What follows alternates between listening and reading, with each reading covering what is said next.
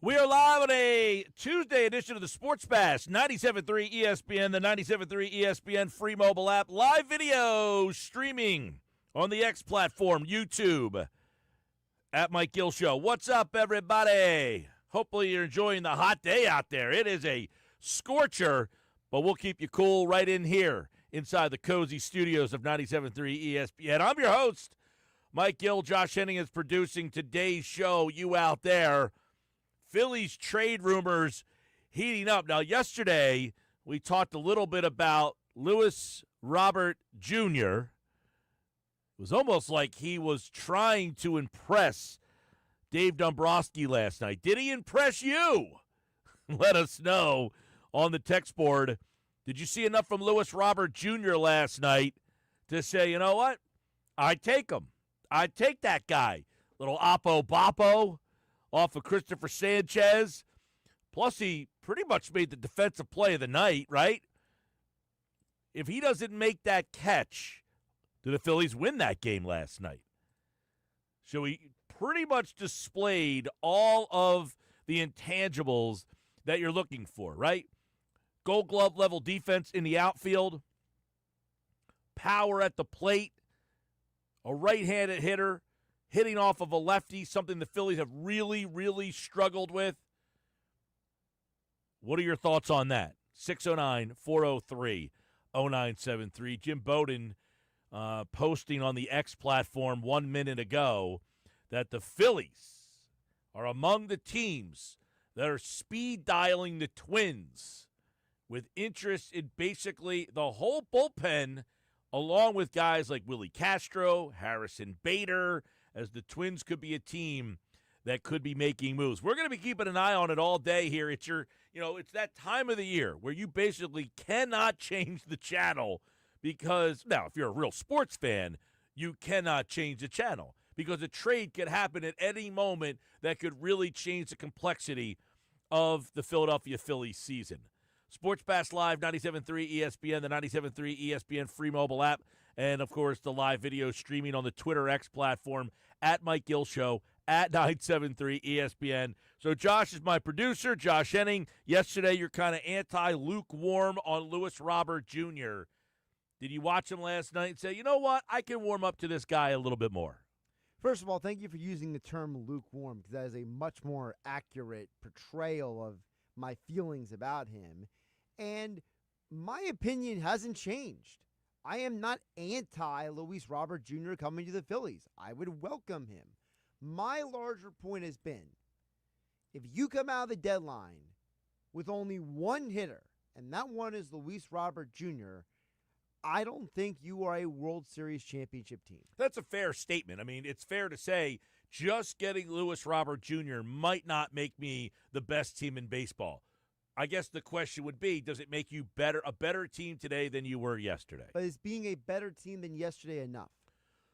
Well, yeah, it's better than being not better. I mean, I definitely want to be better today than I was yesterday. Well, that's what that's what my goal in life is, right? Every day I yearn to be better than I was the day before. But I would say, watching the game last night, I got a guy who makes a stellar play in center field. Right. And is absolutely a right-handed bat that can hit the ball over the fence. I mean, all the things that I watched yesterday in the game are things that the Phillies lack and need. And he does it better than the alternative. That's the question. Am I doing it better than the alternative? And the alternative to Luis Robert Jr. on this team, even if you're looking at him minimally to be a platoon player, would be, is he an upgrade over Johan Rojas? Yes. Okay. Is he an upgrade over Max Kepler? Oh, that's not even a serious question. All right, well, those would be essentially, you would have one guy replacing those two guys. Great. Because I would think that if Luis Robert Jr. came here, he would be playing center field for you. Now, would he play every day? I don't know the answer to that question. But if he's playing center field for you, that means Marsh moves over to left field and Kepler's out of the mix. Would you be okay with him playing every day? I'd give him the opportunity to do it. I mean, I would definitely say, hey, we are going to have you come here and give you a shot to play every single day. Because right-handed hitters generally, they can hit right-handed pitching. Right-handed hitters hit right-handed pitching better than lefties do left-handed pitching. Lefties really struggle against lefties. righties don't struggle as much against righties. They see righties their whole life, their whole career. You face right-handed pitching almost every single day growing up. So right-handed hitters don't have the same troubles against righties that lefties do. Correct. So initially, yes, but what I think would happen is Lewis Robert Jr. would come here. He would play center field. Marsh would move over to left field, and he would play left field with Otto Kemp. The question would be, would Justin Crawford get called up to platoon with Lewis Robert Jr., and now your center field platoon is Crawford and Robert, and your left field platoon is Marsh and Kemp? And then my question would be, is that fair to Crawford? Because Crawford's been an everyday guy at AAA. I think it's, AAA, come on. Let's not put a lot of stock in those numbers. But that being said, I agree. I think if they call up Justin Crawford, it would be to play every single day. And therefore, I don't know if that means Crawford would get called up or not. If you got Lewis Robert, you might just say, I'll give you the month of August to play every day. And if you can't, then we call up Crawford in the month of September, and then he platoons with you. So you basically get a month to play every single day and show us that you can hit right-handed pitching. Is that fair? I mean, it's definitely one way of going about it. I'm not against that theory, mostly because of the fact that I think that, as you brought up yesterday, Mike, you don't have a lot of other options. So if the best option you have is to upgrade the outfield specifically, to get Luis Robert Jr., to let him play out the month of August, see what happens, and then keep Justin Crawford on the back burner until you need him, well, it's certainly better than when you currently got. It is. And listen, people are texting in. Look, somebody texted in, Mike, Robert's hitting 203. He's basically another Kepler. Au contraire, mon frere, okay? If you're just simply looking at the batting average and the home runs, him and Kepler are quite similar in terms of he's hitting 2-0. In fact, they're eerily similar when you think about it. You ready for this? I was looking at this earlier this morning. I was going to say, are you going to pull a Mike Goldberg? They're virtually identical. Who's Mike Goldberg? The former UFC play-by-play announcer. He used to say that all the time before UFC fights. I'm not familiar with that term from him, or him very much. I remember his name now that you're saying it, but I didn't watch it. He was like the original guy from like 2000 to like 2015 or 14 or whatever it was. And but his shtick was, if you had two fighters that were like, similar in terms of like measurements, like they're virtually identical. Well, and you would hear Joe Rogan like snickering in the background. Kepler is hitting 205. Robert is hitting 205. Robert has a 292 on-base percentage. Kepler has a 301 on-base percentage. Kepler has 11 homers. Robert has 11 homers. Kepler has 32 RBI. Robert has 43 RBI. Robert has 26 stolen bases. Kepler only has 1, so he does have the element of more speed. Slugging percentage, 348 for Robert, 361 for Kepler. Kepler's numbers are actually better than Lewis Roberts are. On the Here's the difference. You mean on the year they're better? On the season. Those are their season totals. The one difference is Robert against left-handed pitching is hitting 296. His on-base percentage is 419. His slugging percentage is 577, and his OPS is 996. Anything over 800 is pretty good. He's at 996 OPS. Of his home runs, 6 of them have come off left-handed pitching. So against left-handed pitching, Lewis Robert is a very good player. I wouldn't say like an all-star excellent, but those numbers are pretty good. Max Kepler, his problem is, as a left-handed hitter against right-handed pitching, he's hitting 207. And against lefties, he's hitting 196. So to that text message, Robert is at least playable against left-handed pitching. Kepler is unplayable against both-handed pitching. In fact, I'm not sure Kepler would be fair to play against underhanded pitching. So if you're just simply looking at, he's hitting 205, that is accurate. He is hitting 205, the same 205 that Kepler is hitting. But not all 205s are created equally. His 205 is a byproduct, Lewis Robert Jr.'s. His 205 is a byproduct of he's hitting 176 against right-handed pitching. That number is atrocious. But he's hitting almost 300 against left-handed pitching. And that is where, and listen, the other part about Lewis Robert Jr. that has really changed for him is in the last 28 days. In the last 28 days, he's hitting over 300 with a 412 on-base percentage, a 545 slug, a 957 OPS. You can make a pretty strong argument that right now that if Lewis Robert Jr. was in the Phillies lineup, he'd be hitting in the number 4 spot or the number 5 spot as a right-handed bat behind Bryce Harper.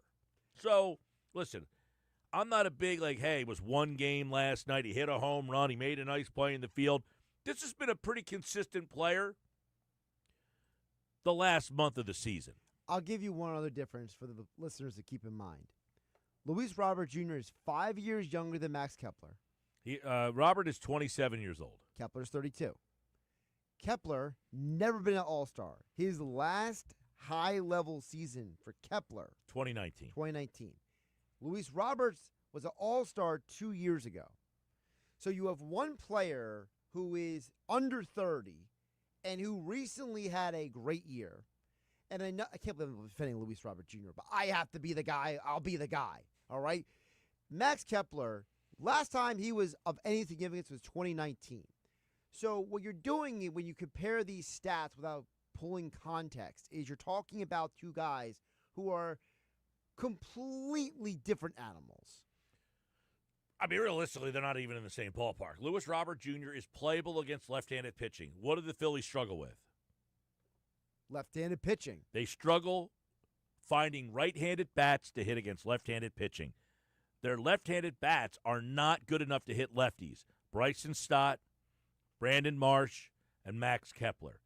So at the very, very worst, Lewis Robert Jr. is an upgrade to 2 spots on the field. He's an upgrade over Johan Rojas as the right-handed bat in that platoon, and he would be giving you an upgrade in left field because Brandon Marsh has been a better player than Max Kepler. Right. So that Marsh could play left field primarily, and then realistically, I think you would just play Lewis Robert in center field every single day and then hope that his right-handed numbers get better. I mean, for his career, by the way, for the people out there, Lewis Robert against right-handed pitching for his career in Chicago has actually been decent.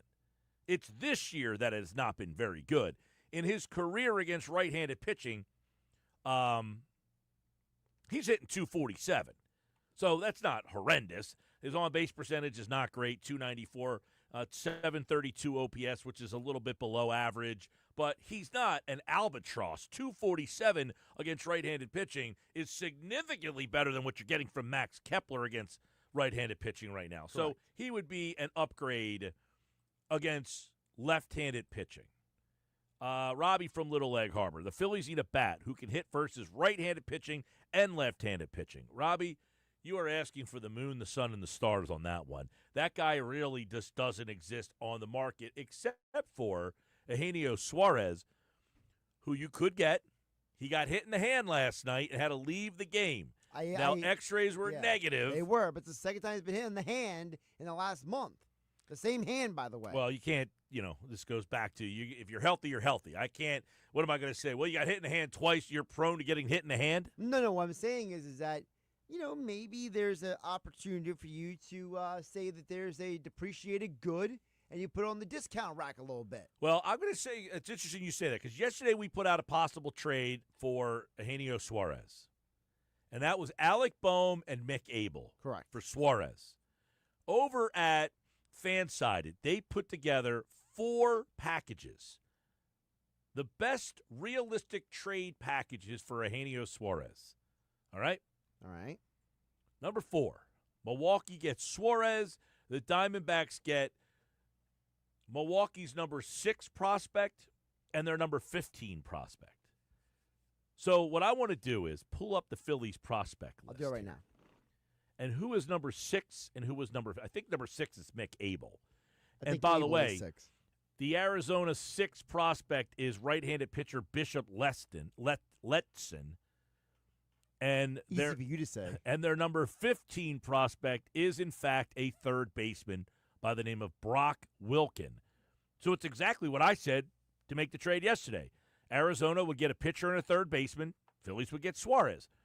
That is the first trade that was offered in this hypothetical. It was the number 6 prospect, a right-handed pitcher, and the number 15 prospect, a third baseman. So that was number 4 on the list, all right? Now, I'm pretty sure Mick Abel's the number 6 prospect. I don't know who the number 15 prospect is for the Philadelphia Phillies right now. We'll pick it. We'll look at it and get it over to you or talk about it here in just a second. But that trade right there is exactly what I said yesterday, except for instead of a third base prospect, you would be giving them a third baseman that could play right away.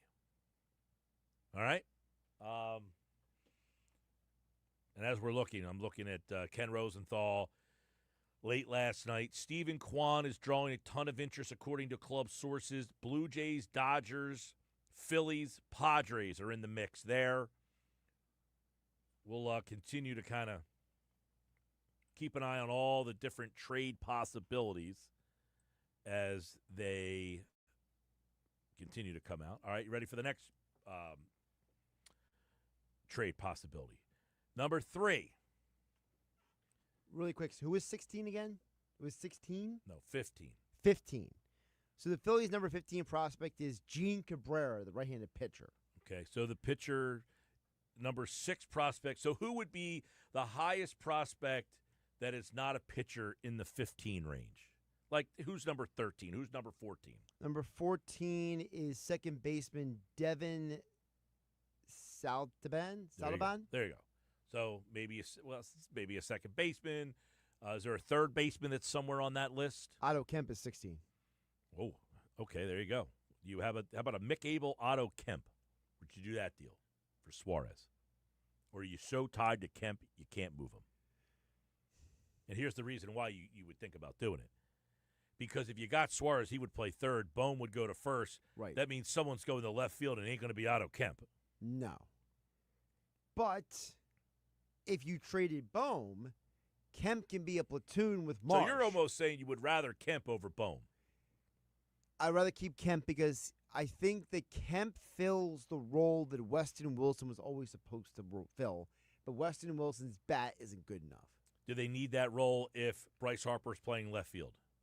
Yes, because I think Bryce Harper is more valuable at first base. Bohm would be playing first base. But I'm saying if you trade Bohm.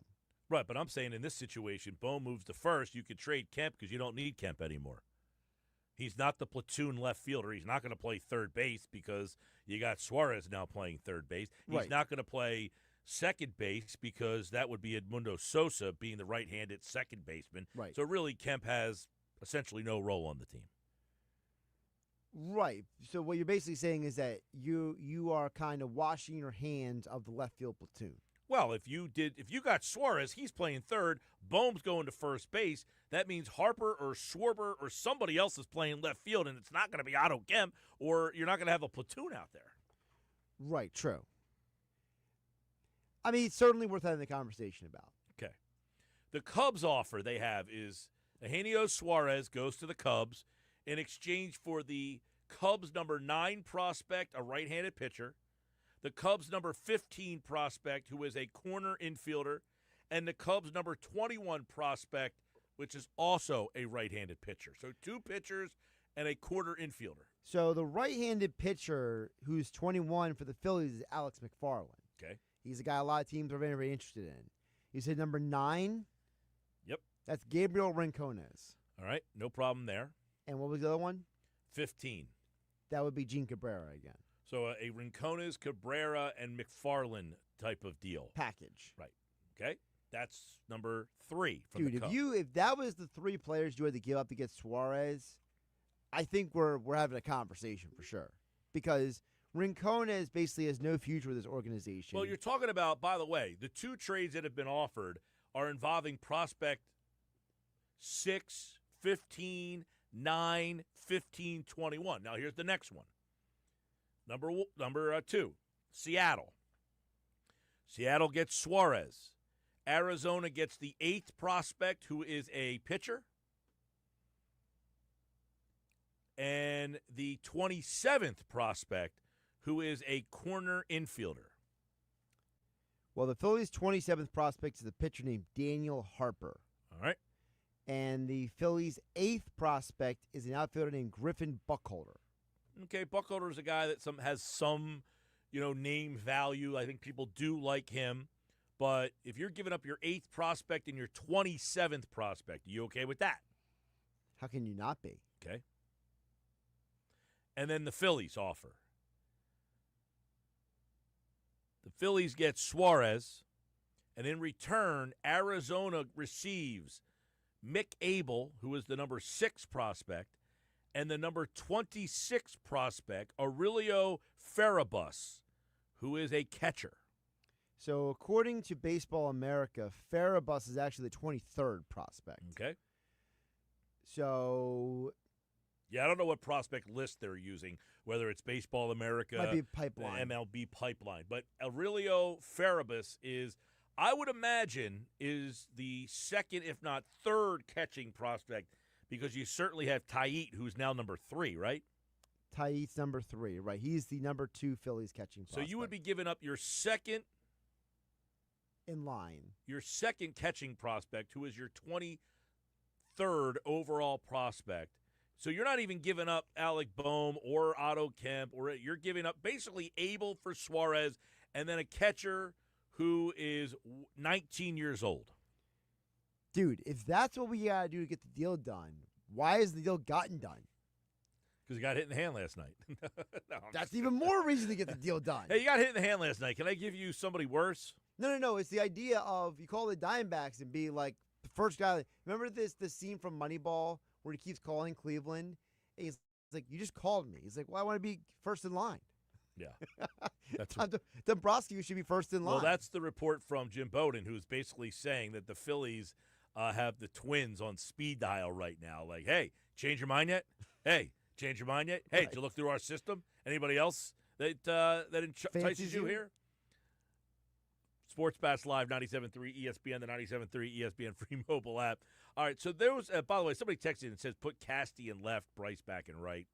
I don't think they're going to move Castellanos back to left field. He's an awful right fielder who's just kind of learning how to play right field. I think the last thing they want to do is put an awful right fielder and say, hey, why don't you go learn a new position and go play left field? So I think they would keep Casti where he feels most comfortable. My working assumption would be the left field would be a change of pace between Harper and Schwarber, where like each of them take turns at DH and left field. Well, and you have Marsh as well, who could platoon in center field. But if you want to put defensive replacement out there late in the game, you could go there. You also have Rojas, who could be a defensive replacement someplace on the team as well.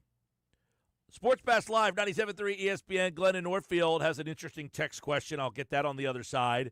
When we come back, we mentioned Lewis Robert Jr. Did he do anything for anybody last night? Jim Bowden on the Foul Territory show, you'll hear what he thinks on why Lewis Robert could be the difference maker. You'll hear that coming up next. Don't go away. We're just getting started. Don't forget, tomorrow we are live at Yuri's Waterfront, Wildwood, for the Phillies day game against Chicago White Sox. We could be watching Lewis Roberts' last game with the White Sox. He could be on the Phillies the next day. Come watch the game with us tomorrow live and get your picture taken with the Lombardi Trophy. Yeah, the Eagles championship trophy is going to be with us. You can get your picture taken if you're watching on the YouTube channel or on the X platform. You can see those pictures from some previous events. Great time, great setup, great specials. The Sliders Bar. Stop out and see us live tomorrow at Yuri's on the Waterfront. I'm Mike Gill. Coming up, Jim Bowden thinks that Lewis Robert could be the difference maker. You'll hear why coming up next.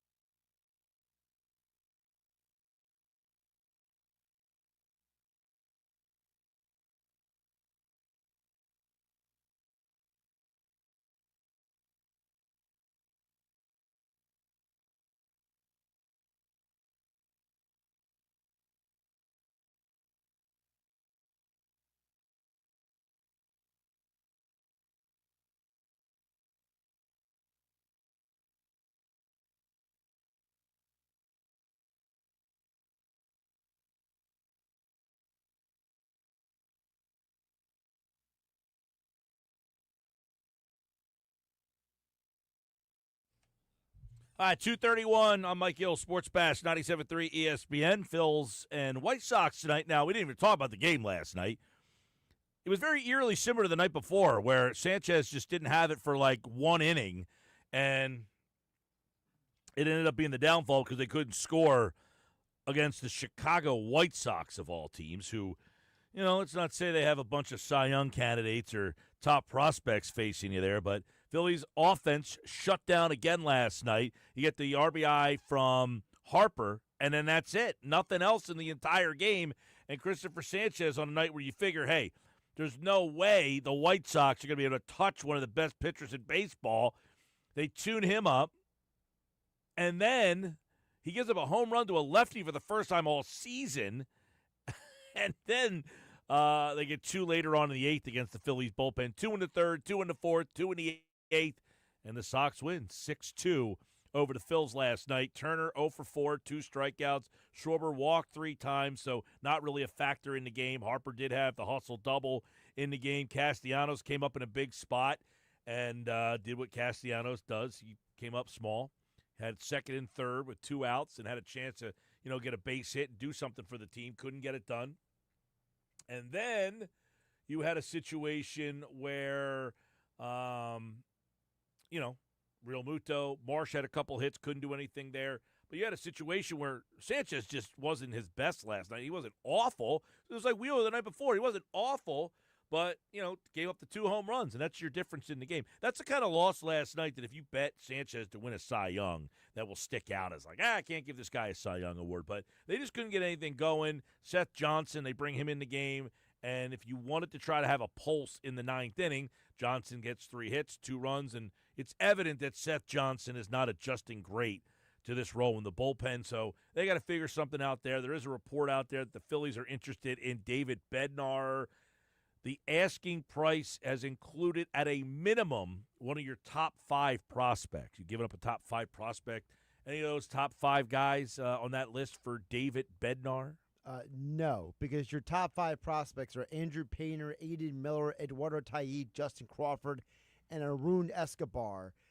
I think you can get somebody better than David Bednar for one of those 5 guys. All right. Well, we talked a lot about Lewis Robert Jr. Let me give you his numbers since the All-Star break. 7 games since the All-Star break. 360, 1.067 OPS, 2 homers, 8 ribbies, 10 runs, 4 stolen bases. Pretty good, right? Pretty good. Would putting him in a winning atmosphere make him improve his overall numbers? Here's what Jim Bowden said on the Foul Territory show. Former Major League Baseball general manager Jim Bowden, who has been a GM with the Reds and the Nationals, he said this about Robert Jr. coming to a winning team.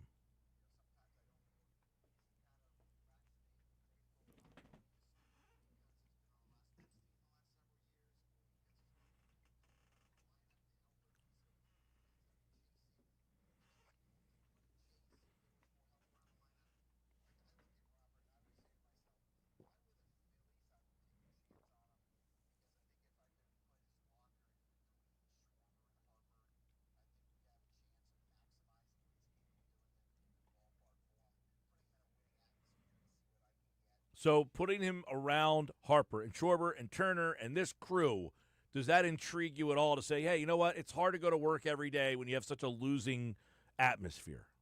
Listen, it's a very, very fair point from Jim Bowden because there are just some guys that they just have trouble handling certain environments. And so maybe Luis Robert Jr. is a guy who needs to have a change of scenery, be in a better environment. Maybe he is just that kind of person.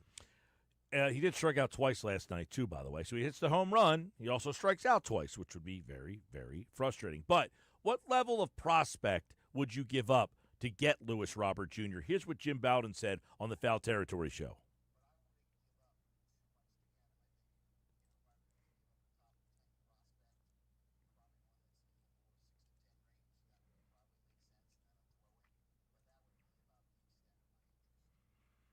So that's interesting because there are reports out there that said the White Sox, this is according to Ken Rosenthal, about the asking price, would believe to be looking for a mid-tier prospect, which the stance is that they don't land at least one of the trade partners' top 10 prospects, they will pick up his $20 million option.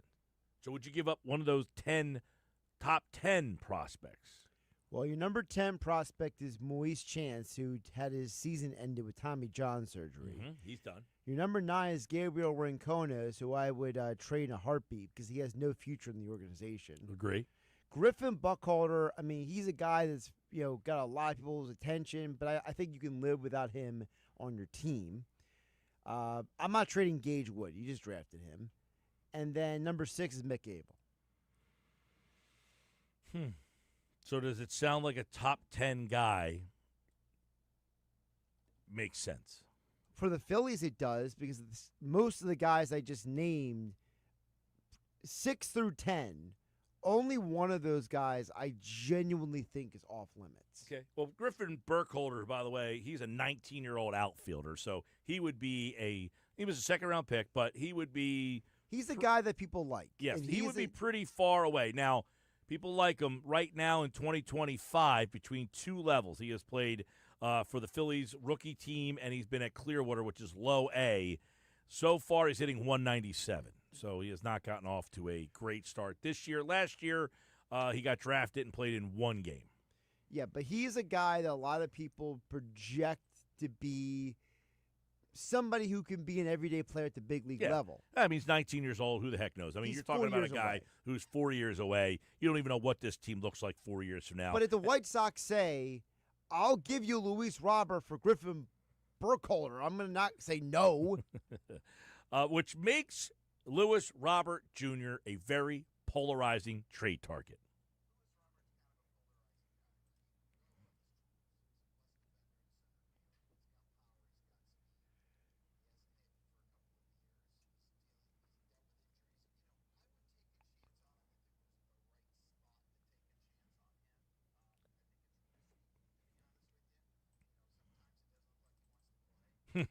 Not exactly what you want. Hey, sometimes he doesn't really look like he cares or gives a crap. But again, is it something where, as he said previously, you put him in a room where he's got some veterans who are going to kind of look at him like, hey, man, you're here to help us win. Right. Instead of walking into a locker room where you're the best player among the band of misfit toys. Right. If you are walking into the Chicago White Sox clubhouse is Kyle Teal, Miguel Vargas, Lennon Sosa, Colson Montgomery, Chase Meredith, Brooks Baldwin, Michael Talkman, or Andrew Benintendi getting in his grill and saying, yo, focus up, dude. Nope. I doubt it. Just a little bit of a different situation. Now, I will say that there are people who have accused the Phillies of not doing that enough to each other at times. Well, I would hope that Kyle Schwarber, Bryce Harper, Nick Castellanos, I like that JT Realmuto. I like the same energy that Bryce Harper had with the commissioner of baseball to be thrown at Luis Robert Jr. Yeah, I would think that those guys would not allow him to look like he has no interest in playing. That would be my hope anyway. So, Dave Dombrowski, he has a reputation for making the big move. We have not seen that big move in Philadelphia. But does Jim Bowden think that this is finally the year?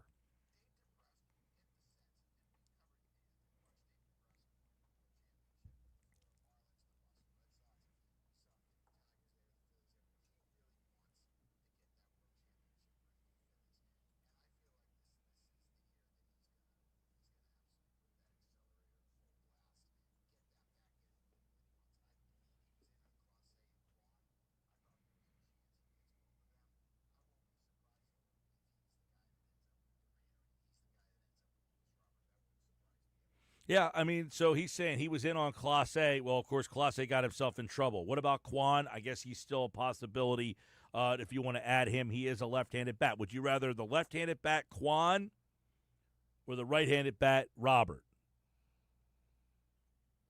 See, that's tough because I think they offer two extremely different. I mean, Quan would essentially be an everyday player playing left field. He would also lengthen your lineup, and he would your lineup probably becomes Quan, Turner, Harper, Schwarber, Bohm, right? When everybody's healthy. Mm-hmm. So you're greatly lengthening your lineup. Luis Robert is probably your 6-hole hitter on this team. So he's not really lengthening your lineup, but he's fixing a specific problem. Luis Robert hit ahead of Bohm. Probably not. No?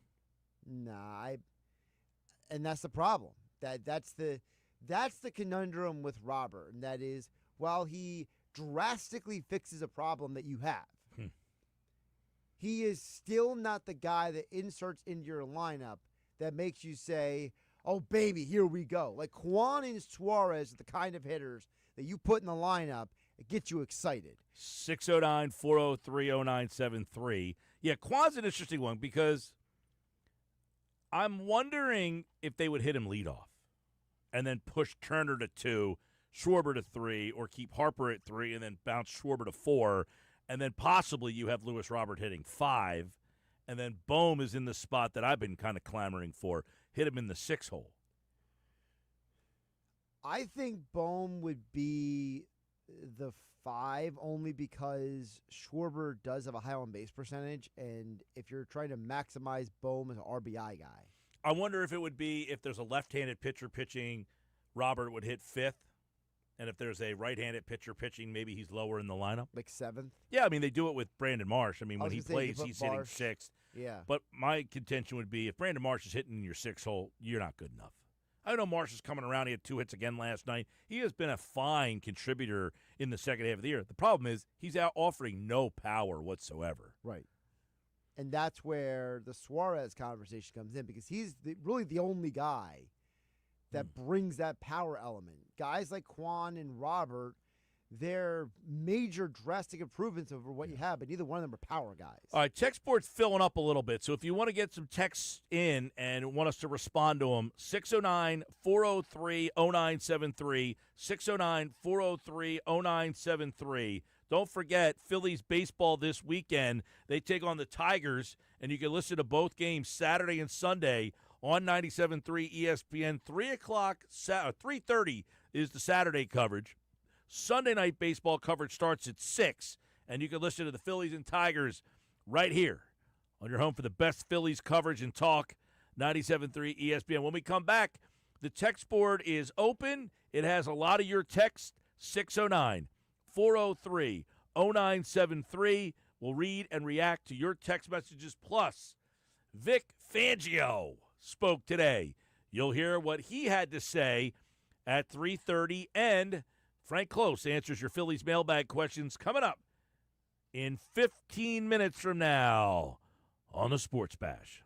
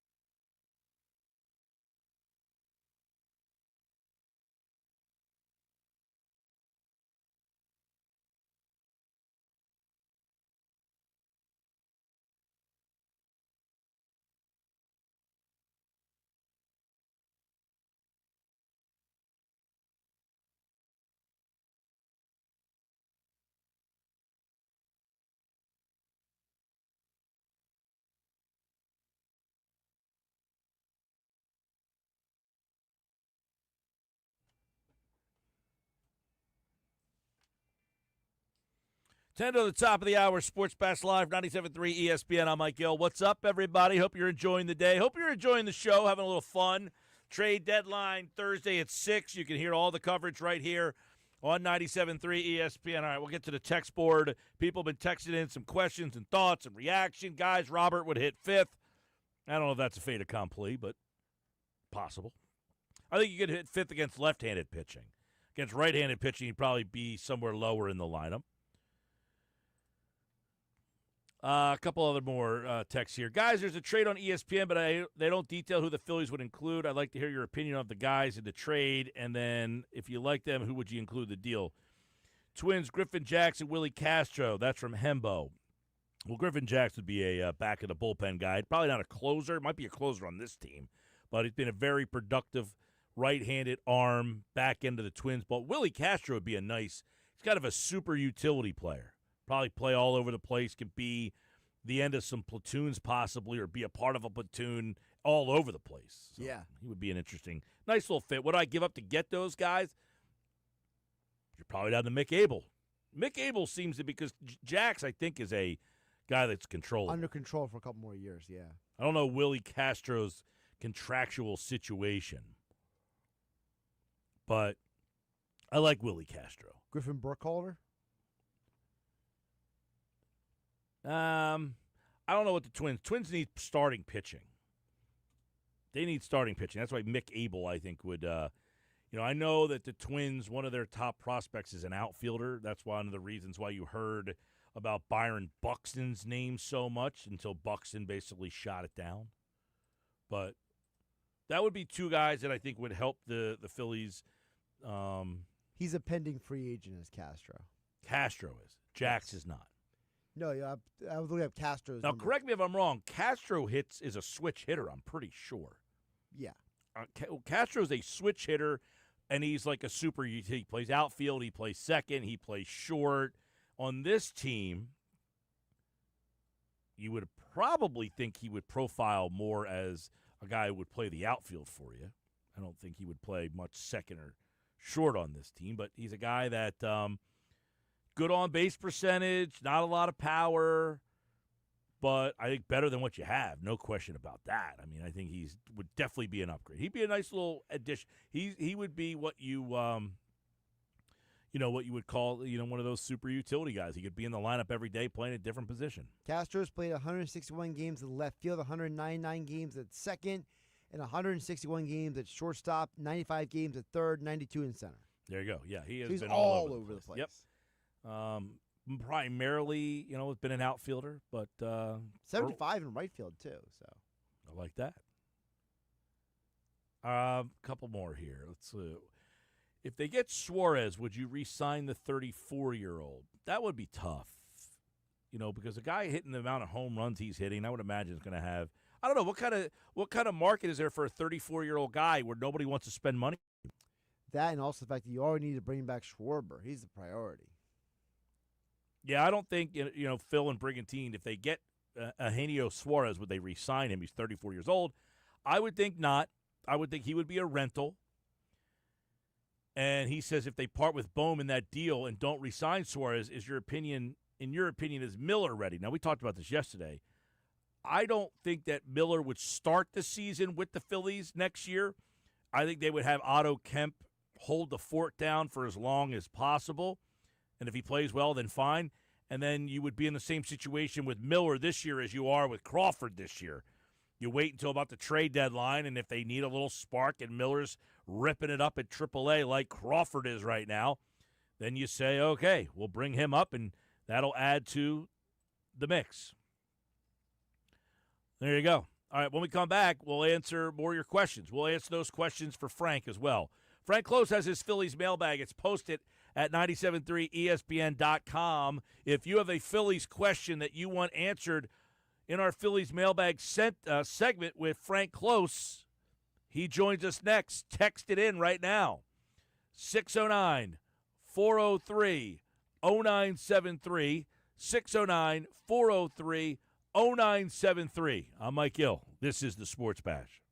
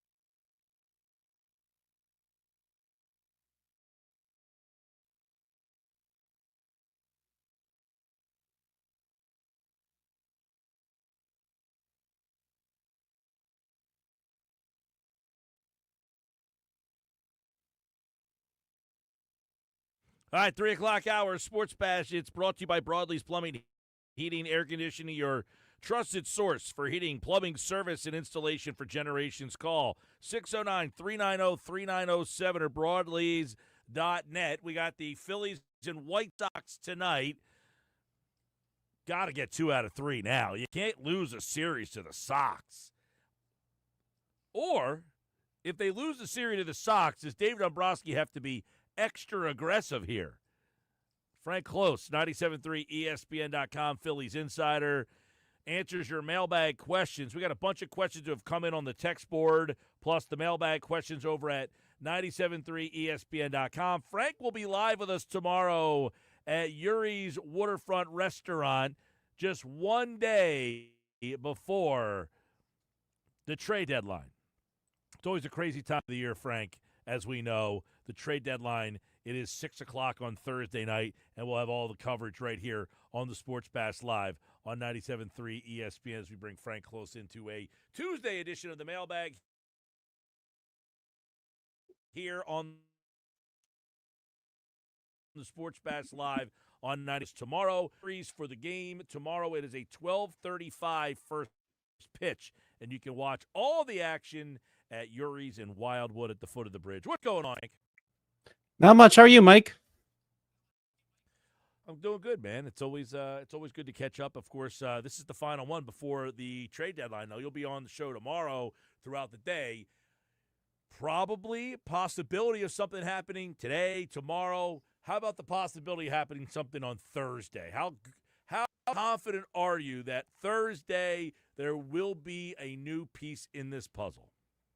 I think there will be multiple pieces in this puzzle. I'm pretty confident they will do something. What exactly? A lot of that remains to be seen. You know what? Traditionally, Mike, in the Ruben Amaro Jr. era, July 29th was the day. That was the day that he got Cliff Lee. That was the day he got Roy Oswalt. The day he got Hunter Pence.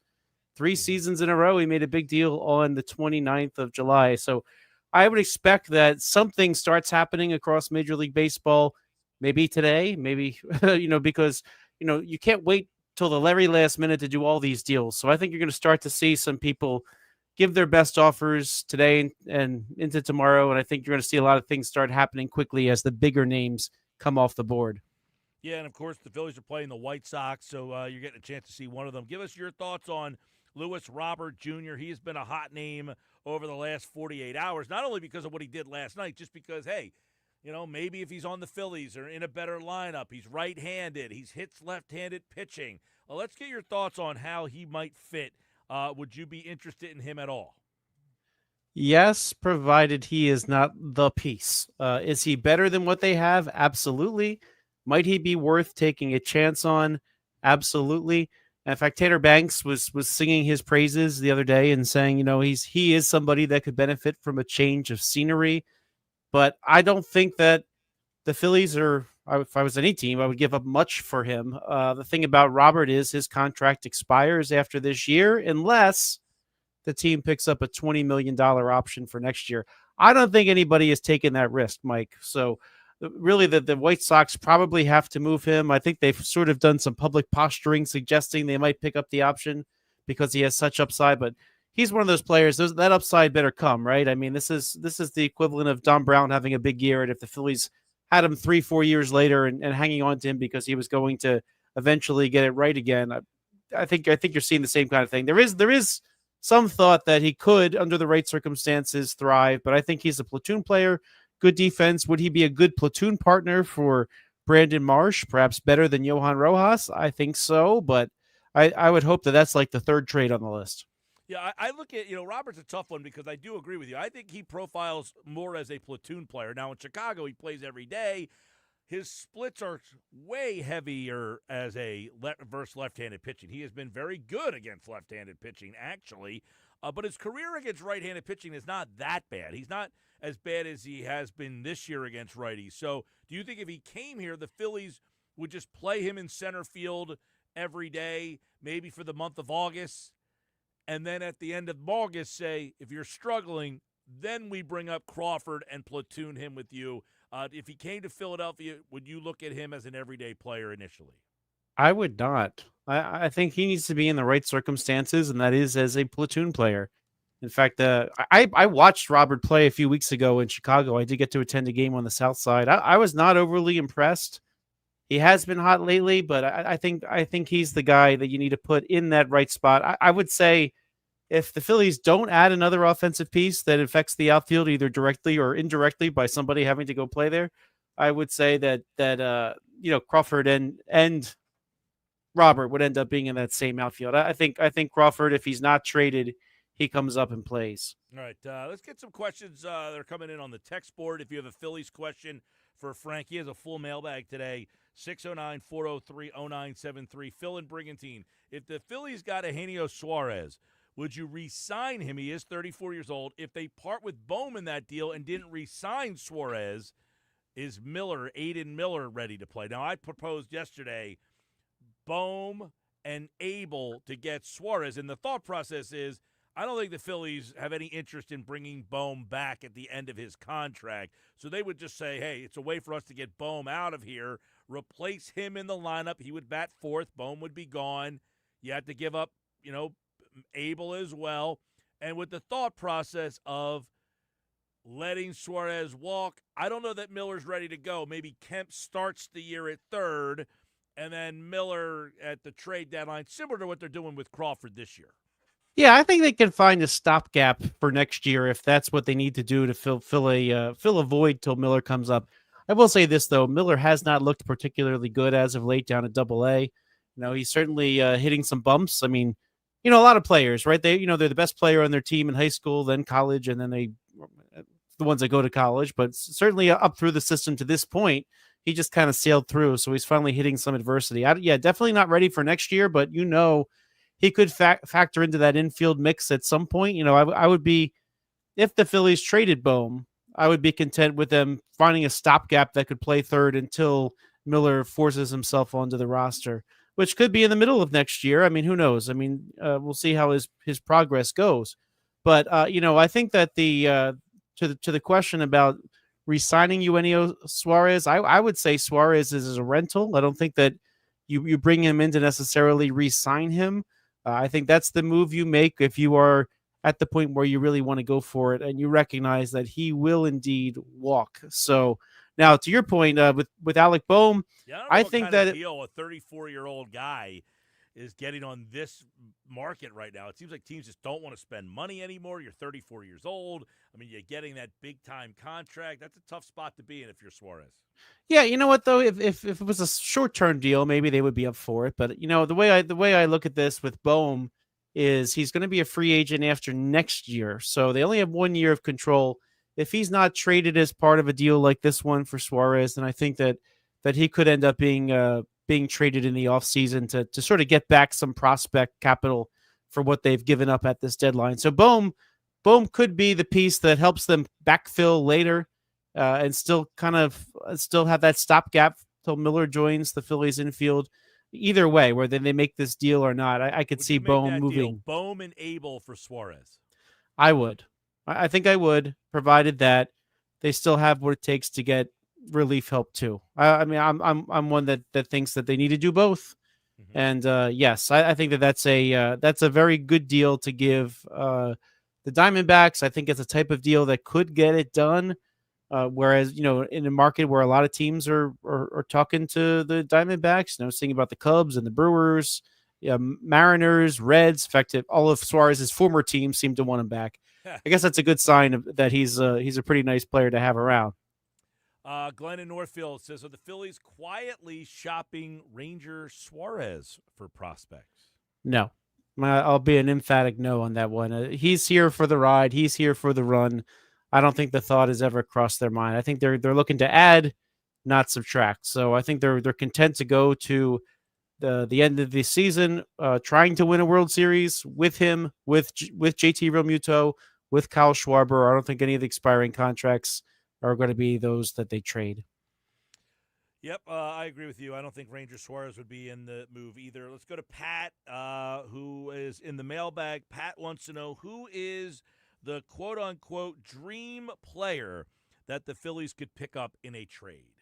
Well, Barry Bonds in his prime, Billy Wagner in his prime. I mean, it's funny. There's really nothing that excites you to those types of levels. I think Eugenio Suarez, he's the one that we're talking about a lot lately since the Phillies were actually linked to him officially.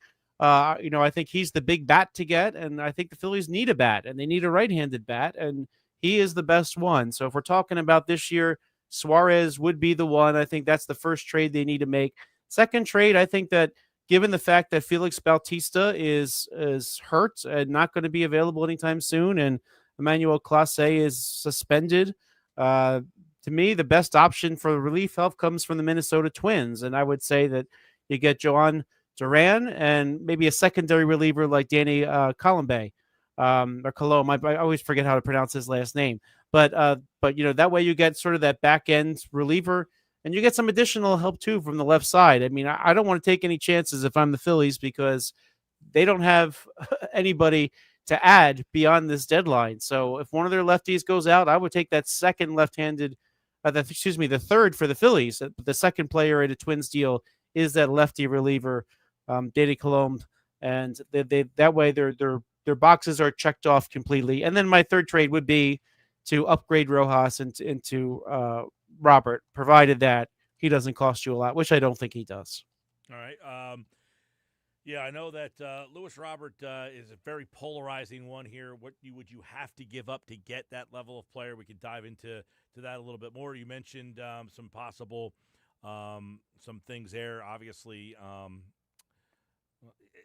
if at the end of the day they got Luis Robert, would he be your everyday center fielder and platoon with Marsh, platoon with Crawford? How would you see that happening?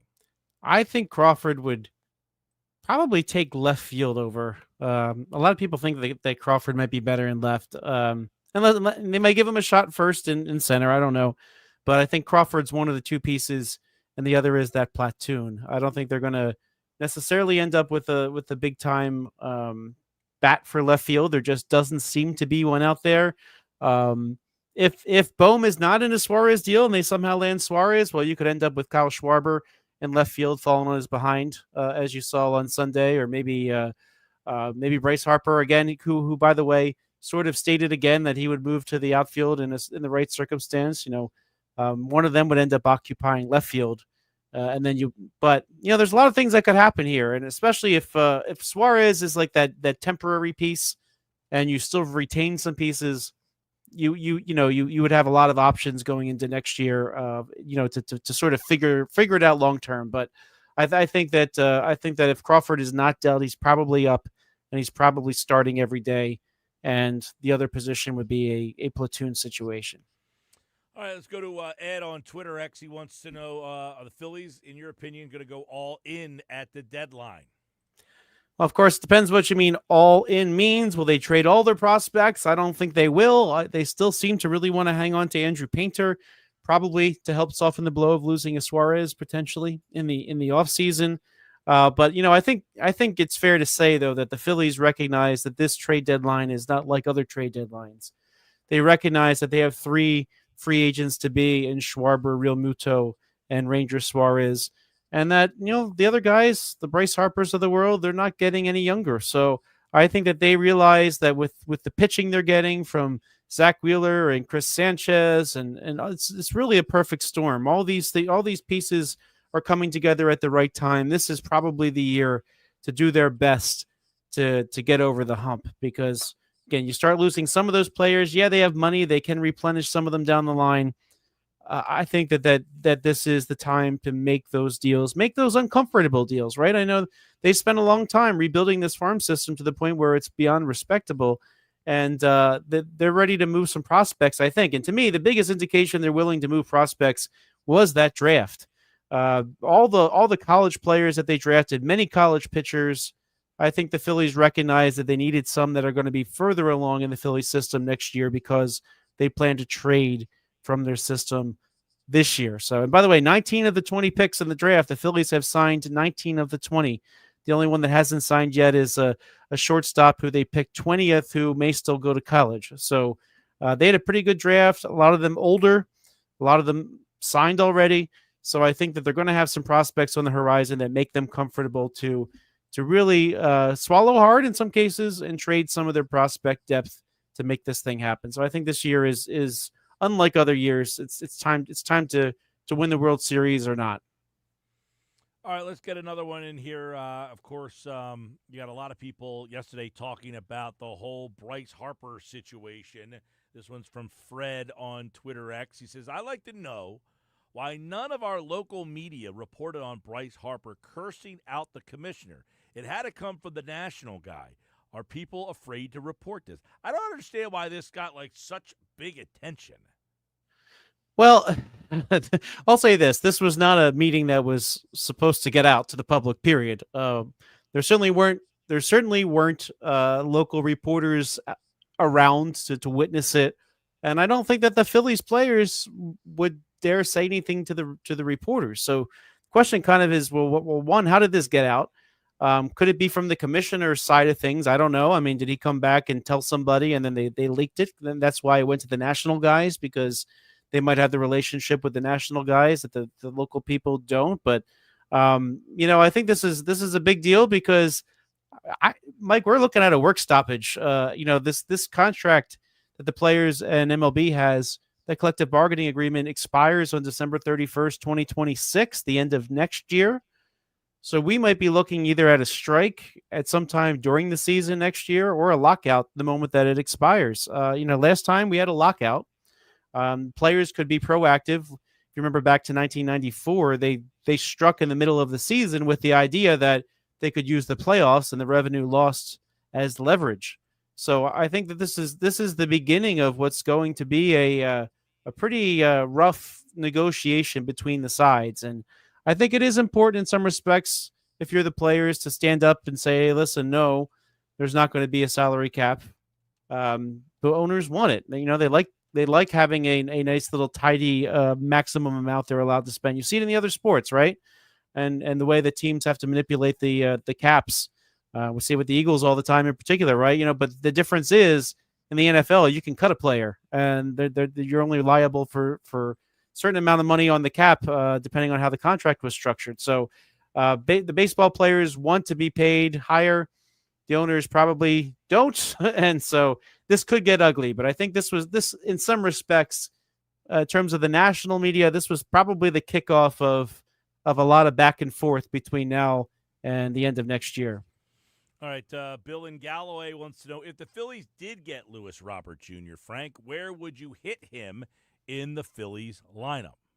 To me, if in an ideal world, if they add another bat too that does what you want, like we're talking about Eugenio Suarez might do if the Phillies are able to land him, he's probably in the 8 or 9 hole. I think he and Marsh are platooning down there. I mean, maybe if Justin Crawford is in the lineup every day, then one's 8, one's 9. But I don't think that you view him as sort of somebody who's going to be in an impact position in this Phillies lineup. I think he upgrades your lineup, and one thing we've heard Dombrowski say and other GMs say, you want to make marginal improvements in multiple areas, and it helps. It adds up to something. I think this is one of those marginal improvements, but it's not the impact to be hitting in the middle of an order. I think he's down at the bottom. Interesting. We have people saying he would hit 5th. I mean, I would seem to think that he would hit almost like Marsh does, like against lefties. He might hit higher in the order, and then against righties, maybe he moves down somewhere in the lineup. Yeah, I think that the fact that you don't. So there's 2 types of lineups, right? There's your go-to starting lineup, and then throughout the course of the season, as people take breaks or days off, it shifts on a day-to-day basis. But if you hit him down in the order and he's hot, yeah, why not? If it's a JT Realmuto day off, you might get that right-handed bat a little bit higher. All right, Frank Klose, tomorrow we will be live at Uri's, so a lot of stuff. We could have a trade discussed live on the air tomorrow. We'll see. Lewis Robert Jr. and the White Sox in one more game tonight, and then tomorrow we'll see if the Phillies are compelled to make a move. He hits the Oppo Taco last night. Then he makes a nice play in center field, so his name out there, obviously. Stephen Kwan, his name out there.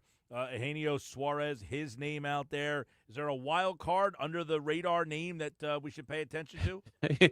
You know what, Mike? Dave Dombrowski has always managed to surprise us. So there probably is, and it's probably not somebody I'm thinking of, and probably it's not someone you're thinking of. So I think he finds people that no one expects. Sometimes they work out, sometimes they don't. Like Austin Hayes did not work out last year. Well, we'll see. Cooper says he is watching on the YouTube channel. Says, I'm a believer in Crawford. The sooner he can see the big league, the sooner he will work out. We'll see. I mean, that could be the move, right? Maybe they don't make a trade and they just bring Crawford up and they, insert him into the lineup. I don't know where he would hit either. I mean, would you just say, hey, you're hitting in the 9 hole, the 8 hole? Would you put him at the top of the order somewhere? Who knows? Yeah, I think he's down at the bottom, but I think he would essentially be taking Max Kepler's role. But I would put it this way: I would really hope that that's not their only solution when we come to when the clock hits 6:01 on Thursday. Chris Hernandez watching on YouTube. Is it possible a bullpen of Nola, Luzardo, Romano, Strom, Kirkgreen, and Alvarado? Well, Alvarado can't pitch in the playoffs, so he would be out. Good enough to win. Trade Abel and Bohm for Suarez. That bullpen there, Nola, Luzardo, Romano, Strom, Kirkgreen, David Robertson, too. Don't forget about him. He would basically replace Alvarado. Alvarado can't pitch in the playoffs, Chris. Yeah, I would say they need one more. Would basically one of Nola or Luzardo, probably Luzardo, ends up in the bullpen when you go to the postseason. So I think that I think that this put it this way, I think that the Phillies make a deal. I would not be shocked if Romano goes to the other team. The Phillies might eat the money, and like the Minnesota Twins, Pittsburgh Pirates. If they make a deal with either team, they're going to need somebody to pitch the ninth. I wouldn't be shocked if Romano's pitching for the other team. At the other end of a deal, just because they need bodies to pitch the ball. All right, there you go. Tomorrow, I'm sure we'll have plenty more. We'll answer more questions tomorrow on the trade deadline, which is 6 o'clock on Thursday night. And, of course, Frank Klose, at Frank Klose with a K, Klose, if you have questions for him in the mailbag every Tuesday right here on the Sports Pass Live on 97.3 ESPN. Thanks, Frank. Thanks, Mike. See you tomorrow. All right, Frank will be live tomorrow with us at Yuri's in Wildwood, and you can stop out to Yuri's in Wildwood tomorrow and watch the show live and watch the Phillies with us. Phillies first pitch 12:35 tomorrow, so you can check out all the action live from Yuri's. That means get there a little early before the show starts, have a little lunch, a couple drinks, keep yourself active, and watch the game with us. A live Phillies watch party tomorrow at Yuri's, and stop out if you haven't seen us on our tour this summer with the Lombardi Trophy. The Eagles Championship Trophy will be with us tomorrow. You can get your picture taken with the trophy at Yuri's in Wildwood. We'll be there from 2 to 6 tomorrow. Phillies first pitch, 12:35. So we'll stop out a little early, get a little lunch with everybody here on the Sports Bash. All right, coming up, Vic Fangio speaks. And he had some very interesting things to say about some of the battles that are emerging.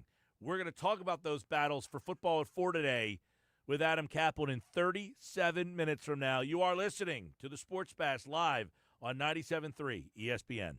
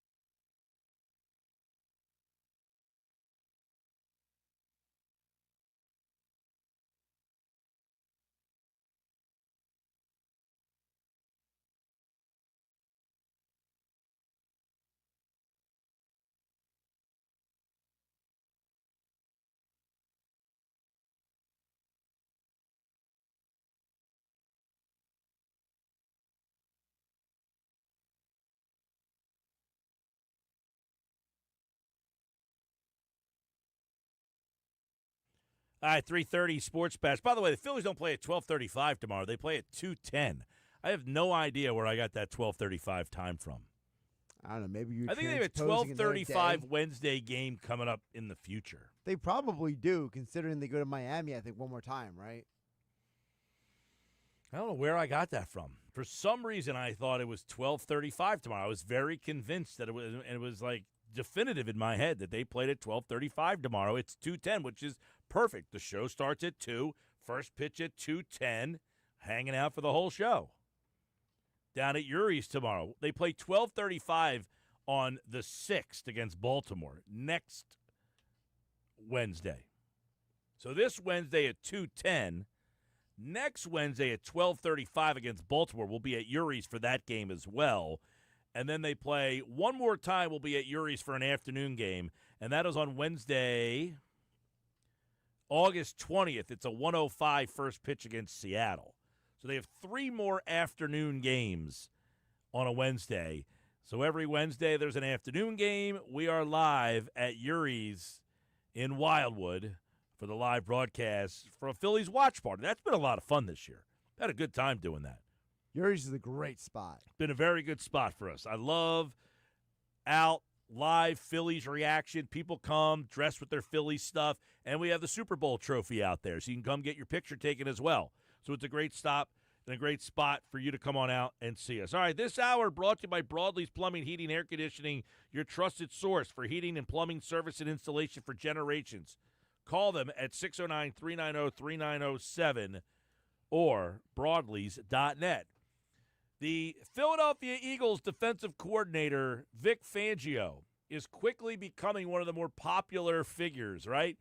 When he talks, he basically gives you the truth. He tells you exactly what is on his mind. Well, he spoke today, earlier this morning, and we will have that for you coming up here in just a moment on the Sports Bash Live on 97.3 ESPN. A chance to hear from Vic Fangio, who, by the way, when he talks, he does give you some stuff. I mean, he has given you some insight. I think what he said, and you'll hear it coming up in just a couple of moments here, about Adoree Jackson coming over to the Eagles, and how much input, if you will, he had on that deal happening. You'll hear that coming up with Vic Fangio. Also, he talked a little bit about some of the battles that are happening at training camp. So Vic Fangio, the Eagles defensive coordinator, set to speak. Right now, you'll hear his full press conference from today, right now on the Sports Bash Live on 97.3 ESPN. Here is Vic Fangio.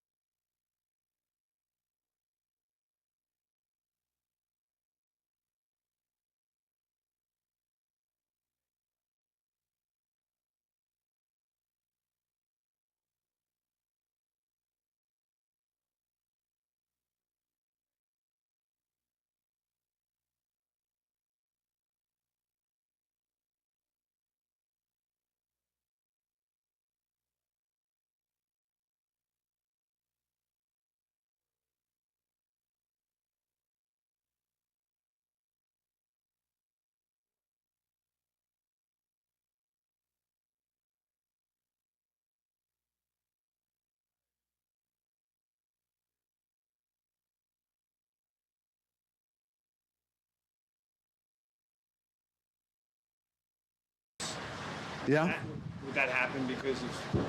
I think so. Anytime you move better, particularly when you're talking about pass rush, you open up a new world for yourself.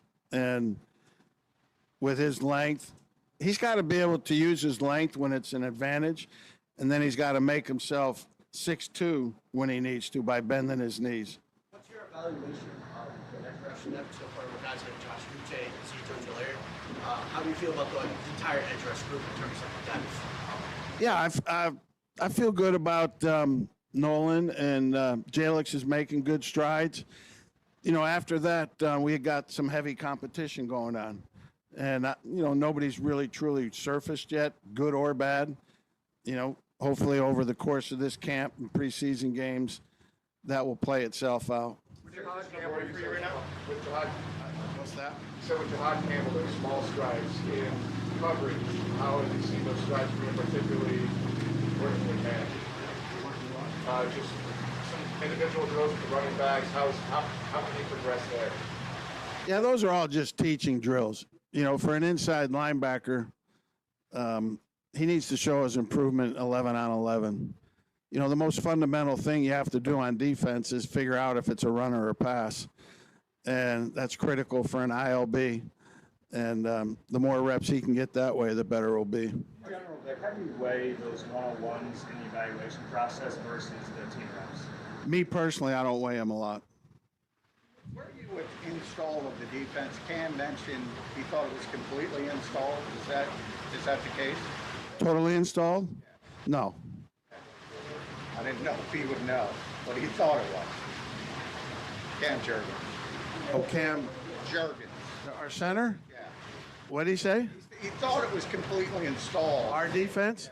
Yeah. No, we got some stuff for him. How do you like Ty Robinson? He's doing fine. He's competing. He's in great shape. And, probably this is his first real opportunity. And I think he's trying to do his best to take advantage of it. And, he's right there. What changes defensively when you're evaluating when the pads come on? What changes? Again, I think the action speeds up. The play action, the run game, all speeds up. And it's better, Again, like I said, the most fundamental thing you have to do on defense is figure out if it's a run or a pass. And that's more realistically accomplished in a padded practice.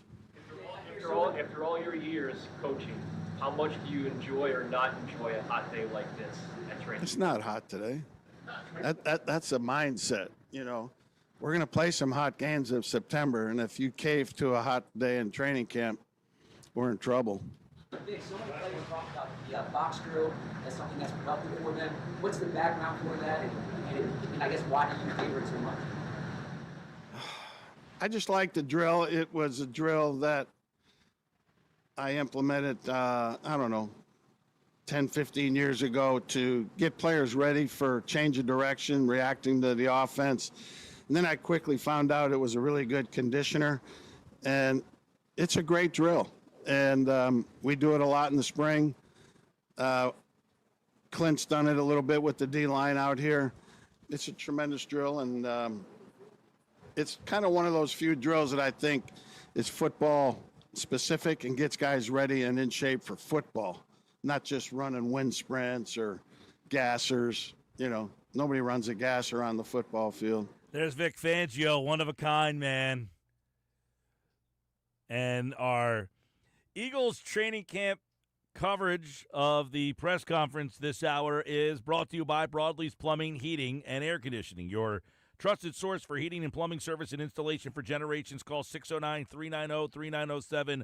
Online at broadlees.net. When we come back, it's today's unsportsmanlike moment of the day that has to do with Bryce Harper. Stick around. That's next. This is the Sports Bash on 97.3 ESPN.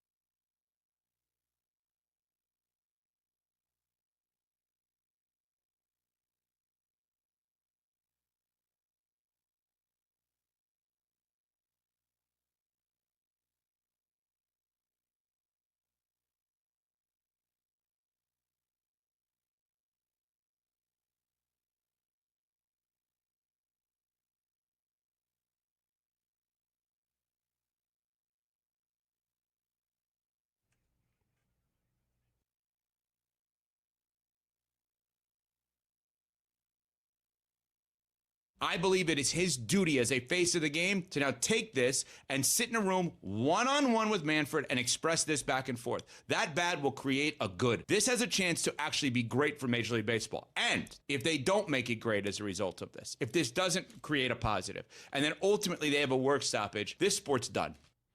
That was Evan Cohen this morning. That's our unsportsmanlike moment of the day.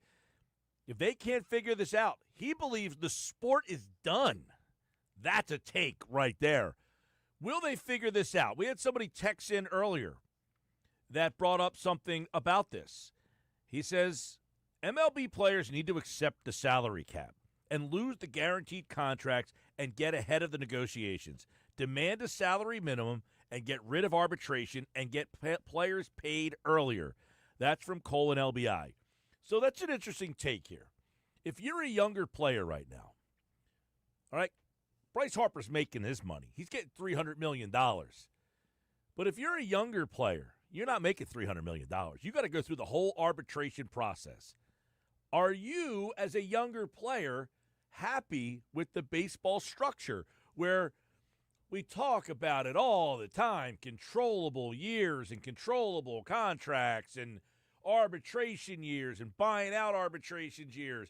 And then when they buy your arbitration years out, they're basically ripping you off. They're paying to buy out the arbitration years to get you for cheaper than what you're going to end up making if you ended up getting to free agency so that they can control you even more. The older players are saying, don't mess with my money.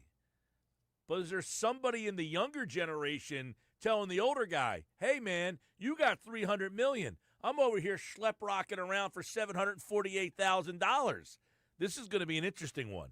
Is Evan Cohen right that the sport could be done if they don't figure this out? By the way, December of 2026 is when the labor deal ends, and many people believe that the 2027 season could be in peril.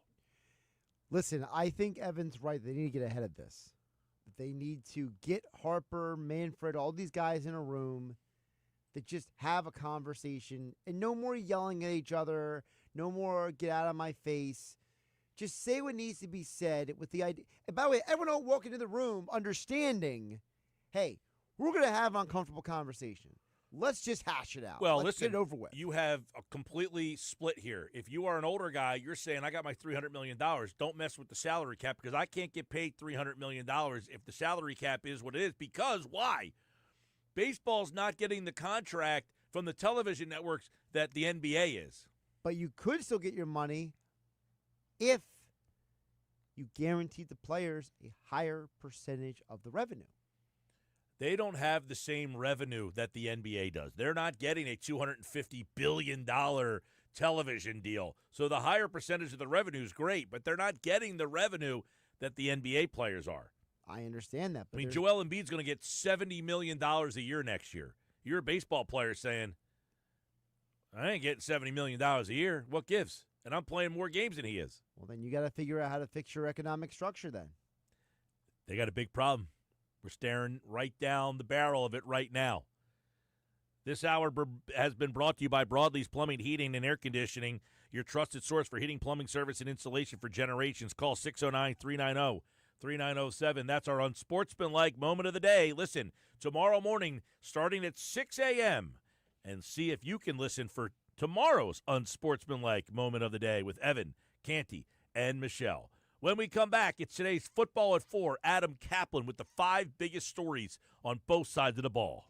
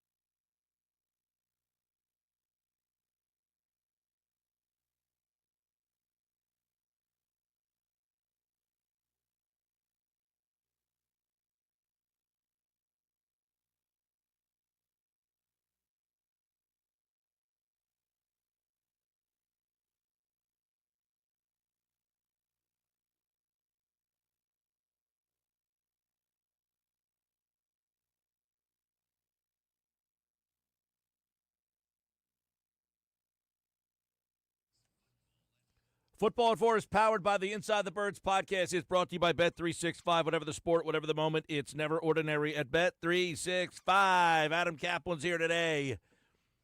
Eagles training camp day 5. We're taking a closer look. Vic Fangio speaking earlier today. We're going to update the Eagles camp battles through 5 practices and where they stand. 4 on offense, 4 on defense with the man, Adam Kaplan from the Inside the Birds podcast, who joins us right now on the Sports Bass Live on 97.3 ESPN. Adam, what's going on, my man? Yeah, Mike, look, we've been through 5 practices. It's super hot. It's typical summer. And we've got some battles. We want to update the battles for the 5 practices. Obviously, today's in pads. And it's funny that the Eagles started practice an hour earlier. It didn't really matter in terms of the heat because by the time practice ended, it was over 90 degrees. But bottom line is, coaches love when guys are in pads and it's super hot because then you see how hard guys compete when it's a little bit more stressful. Well, he did, Vic Fangio, that is, brought that up today. He's like, we're going to be playing games that are going to be hot anyway, so if you can't handle this, no good for you. But let's take a look and update the listeners on some of the camp battles that we have. Let's start on offense because everybody seems to think about all the defensive battles, but there are some things emerging on the offensive side of the ball, Adam Kaplan. So through 5 practices, we know this is Saquon Barkley's world and all the other running backs are just living in it. But there are other guys who have to touch the ball at running back, and how is that materializing right now?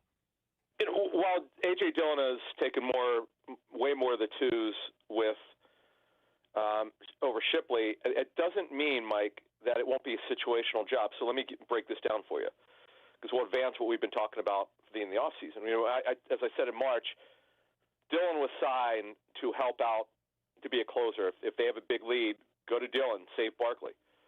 So, sure, that's certainly part of it. And we've seen some of that in training camp in terms of getting in early, giving Barkley a break. But what we're also seeing, Mike, particularly lately, is situationally, third down, hurry up, red zone. If it's inside the 10, you might at the 8-yard line, you'll see Shipley line up offset to Hurts's right, not directly behind him, and he catches a swing route, catches an angle route. That's something you're never going to do with A.J. Dillon, or I would say almost never. So yeah, that's where this thing could be interesting. And obviously, if Barkley couldn't play for some reason, Dillon comes in terms of heavy volume because this is what the guy can do. Where Shipley, you don't know, he's a little bit lighter than you'd like in terms of build. It's not his weight; it's just the way that he's built. You have to see the way he's built. This was a knock from a scouting standpoint with Shipley. Why he dropped to the 4th, despite his explosiveness, lower body not real strong. That's a knock on him. But man, he has got juice. You watch him just turn upfield. I mean, it's no criticism of Dillon. They're completely different players, Mike. Yeah, and there was some talk about Dillon catching the football, out of the backfield. That could be something that adds to it as well, right? Yeah, absolutely. But it's something that we haven't seen them do in this offense a whole heck of a lot. I don't know why this would be the year, but maybe. Well, look, they did with Barkley a little bit last year. You saw in week 1 the pass that he caught over the linebacker for the Packers, which was a great throw and a great play. Yeah, it's funny. We've talked about what happened 2 years ago when DeAndre Swift seemingly caught 50 passes in training camp and then was barely used in the pass game. He became more of a running back, more of a runner, which, look, you can only go by what you see. Sometimes what you see is not what you get, and that was an example of it. All right, Adam, it sounds like, listening to Nick Sirianni on Monday, that really there isn't much of a competition at right guard. Now, he didn't come out and say that, but Tyler Steen seemingly has taken almost all of the reps, and nobody else is getting any first-team reps. Yeah, the only question, Mike, is who's the backup right guard? Right now, it's either going to be Matt Pryor or Darian Kennard. Both have got work in there. Trevor Keegan is getting work at center, left guard. Don't know how much we see him at right guard. Brett Toth is the backup center right now when Juergens is not in, and which is a lot, by the way. They're limiting his reps with coming off back surgery. I totally get that. And Drew Kennel is the third string center, and I don't see him playing guard at this level. He can do it because he's played it, but he's more built for center. That's it, Mike. I mean, with the offensive line, it's starting to round into shape already, Mike. It's kind of Kendall Lamb is clearly the backup swing tackle. Miles Hinton has got some work at both left and right tackle. Kendall Lamb is clearly ahead of Miles Hinton.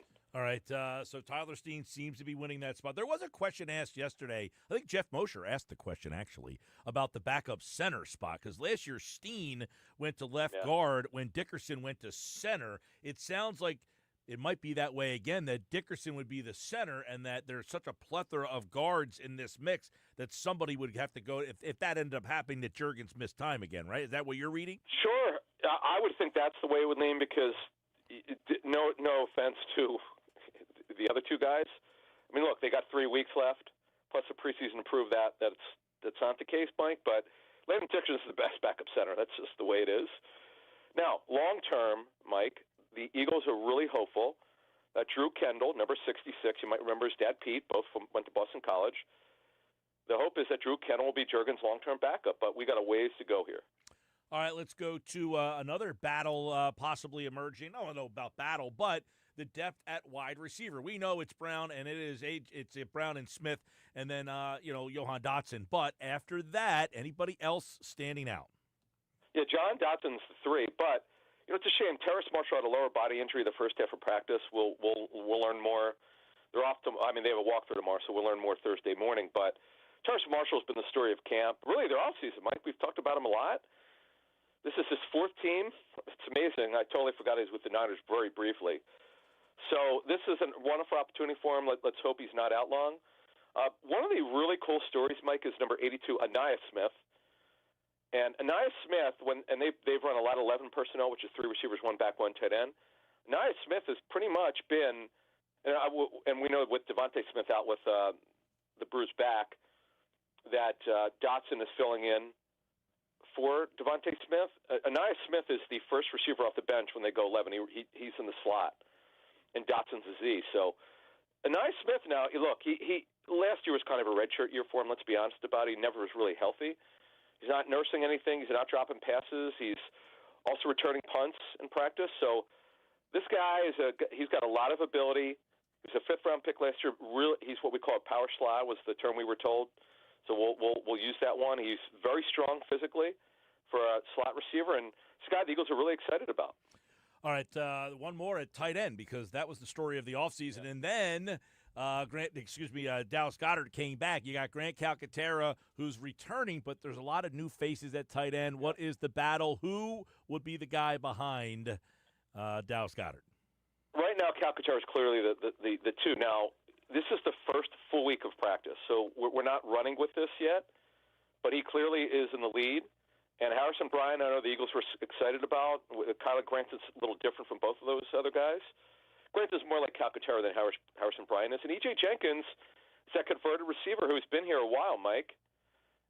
And he's put weight on. I know Andrew DiCecco had told us that. In his talks with Jenkins that he put some weight on. So we'll see what happens with Jenkins. But the hope is that one of these guys really pushes Calcaterra, but it hasn't happened yet. Let's go to the defense. Adam Kaplan here, Football at 4, looking at the 5 practices so far, looking at some of the position battles. Let's go to Edge, where everybody's intrigued by this because apparently they have Lawrence Taylor in Jalen Hunt over there. But he's holding off Azeez Ojulari and Josh Uche. How did they factor in right now? Yeah, it's really not a battle, Mike. Hunt is clearly starting. It's the question is, of course, unless something changes. The question is now, and this has happened in the last couple of days, Josh Uche, after Ojulari, the first 3 practices was clearly the 3. It was just a matter of Ojulari and how they're going to rotate Hunt. And now Josh Uche is getting reps over Ojulari. So this is something to watch here. Josh Uche it's been 3 years since he was really a relevant player. Last 2 were not very good. So he's on his 3rd team in 3 years, but this guy's got talent, Mike. It's not like he's old. And Ojulari, Eagles liked his tape from last year. That's why they signed him and guaranteed his entire 1-year contract. But he's got to prove it. I mean, he's got to prove that he's got juice left. So we'll have to see what happens. But that one has got a little bit more interesting. And then Obo Okonkwo, he's there too. He's looked pretty good so far, from what I understand. All right. I like Ojulari signing, by the way. So I think that one will be one to keep an eye on. Let's go to inside linebacker where, Dean is out. So then what? We've got the rookie Jahad Campbell. Jeremiah Trotter's name's been coming up a lot here recently. So how does that inside linebacker spot next to Zach Bond, who did not practice today, look? Yeah, with Bond dealing with an injury. So what they had done previously today was Dean, when Barn would need a rest, Dean would go to the Mike position, and Campbell would go to the Will, and that's exactly what they did today. Trotter's having a very good camp. Here's the thing that he makes up for. He's not a great athlete, but he's so instinctual for the position, more than Jihad Campbell is, to be honest with you. Jihad Campbell's a splash player. He's made some really interesting plays the first 4 or 5 practices. But Trotter Jr. is ahead, clearly, from understanding the defense, and that's what Campbell's got to learn. And Smile Manu, he didn't practice yesterday. He practiced today. And look, they're down. They were down on depth at inside backer, so a lot of guys were rolling in there. All right, probably one of the higher profile ones in terms of this one's wide open. A lot of these other ones seem like they're either for backup spots or fill-ins. This one's a big one. Ringo and Adoree Jackson, and Ringo got first-team reps today. A lot of people say Jackson's look good. Where does this one stand? Yeah, and Jackson's got better versatility because he could play nickel, he could play inside, he could play outside. So it's very even, Mike. One thing I don't read into from going to practice for nearly 27 years, I don't care who takes the first rep. It's sometimes ceremonial, but it's very even, Mike. It would be hard to to say one guy's clearly ahead. Ringo's had some moments where he just didn't make the play or got beat. But you love his length. He's got to do better with the ball in the air, Mike. That's really his challenge with technique also. But he's also made some plays, so it's very even. The Eagles like Adoree Jackson's taping up because they wouldn't have signed him, and they brought him in on a low end deal, no doubt about it. But right now it's even. And again, we've only had 5 practices. What I like to do is because they have 5 practices this week, and it'll be a total of 8 through 2 weeks. That's when we're really going to get a better feel for this thing. Although I like Fangio today when they asked him about Jackson. Did you see him? No, I didn't really see him. How he signs guys, and I just trust him, and we'll go with that. So Adoree Jackson, Kaylee Ringo. Another one to keep an eye on, obviously, will be the safety spot. That is Drew Makuba, the rookie, and Sidney Brown. Vic Fangio was asked about Sidney Brown today. He said, look, he couldn't do anything last year, was way behind the terminology. Not the same this year. He's getting to start from Jump Street, so that makes that safety spot very interesting. Yeah, and Mike, with Makuba's injury, his shoulder injury, because he can't take contact right now. Once he gets cleared for contact, he'll be out there. Brown's clearly working on the ones, and with Blankenship, of course, and Lewis Seen is there. Andre Sam's ahead of Lewis Seen. And Tristan McCullum, who's now with his 3rd year with the Eagles. So, they're kind of light there, Mike, a little bit. It really does look different without one guy being out there. So, Andre Sam's a guy, number 31, who was signed as an undrafted free agent last year. The Eagles really like. They've kind of developed a little bit behind the scenes. So he's kind of a guy that we're going to watch the rest of training camp here. I know that's a guy that Andrew likes. He's been on kind of touting him during his segments on Football at 4. That will be on Thursday. This is Adam Kaplan. Of course, the Eagles open up on Thursday, August the 7th, and they will be right here on 97.3 ESPN. One other guy I want to ask you about that wasn't a part of the guys in these battles here, but Moro Ojomo has been talked about a lot. He got the first question today. Everybody seems to think, hey, this could be a seamless transition from Milton Williams over to Moro Ojomo. He's just a different player, Mike. He's got really good length. He's explosive, but the only concern really here is how does he hold up against the run, because he's just not as powerfully built as Milton Williams. Milton Williams is a better player. I'm not saying he's not. Milton Williams was good every year with the Eagles, and he became exceptional in the last couple of years. That's why I got a huge deal. That's why 3 teams are in it for him. But Moro Ojomo is a guy the Eagles think has a really big upside. He's done a really good job of development. This is his 3rd year. Really came into his own last year in his role, playing around 1/3 of the snaps. So that's a guy, Mike, that has really come on here. He's probably having one of the best camps of any defensive player, to be honest with you. Keep an eye on that. And I do like what he talked about Jordan Davis today as well, about losing the weight, and that should help him be a lot more effective there. He lost almost 30 pounds, did Jordan Davis, something that Vic Fangio did comment on earlier today. All right, there you go. A couple looks at the battles on both the offense and defensive side of the ball from Adam Kaplan from the Inside the Birds podcast, and those guys have plenty more coverage on these first 5 days of training camp. Thanks, Adam. Mike, real quick, we've got our Daily Pacheco up on Inside the Birds right now on our podcast version of it, so you can hear Andrew's notes from today's practice. All right, man. Well, everybody go check that out over at InsideTheBirds.com, available on all podcasting platforms. There's Adam. He'll be back on Friday. See you, man. All right, Adam Kaplan here on the Sports Bash Live on 97.3 ESPN. We're going to keep it here for a minute or two, and, of course, recap some of the things that Adam talked about, because I have some thoughts on some of the things that we just talked about at training camp. One, I do want to go a little deeper into, which is Jordan Davis, which today, Jordan Davis, he was asked about Jordan Davis. He said it should be because when you get tired, in terms of if he lose 25 pounds, does that correlate to him being able to get lower in the pass rush? He says it should be, because when you get tired, you don't get low enough. And if you're tired, he should be, in theory, not be as tired if he's lost some weight. Now, Jordan Davis, remember, is 6'6". That is the problem with him, is I don't see him as being a great pass rusher, is because at 6'6", it's hard to be the low man. For Davis to be an effective pass rusher, he has to essentially overpower his blocker and push him into the backfield and then be able to get off the block. So 26 pounds lighter, it'll be interesting to see if, look, Jordan Davis is a freakish athlete.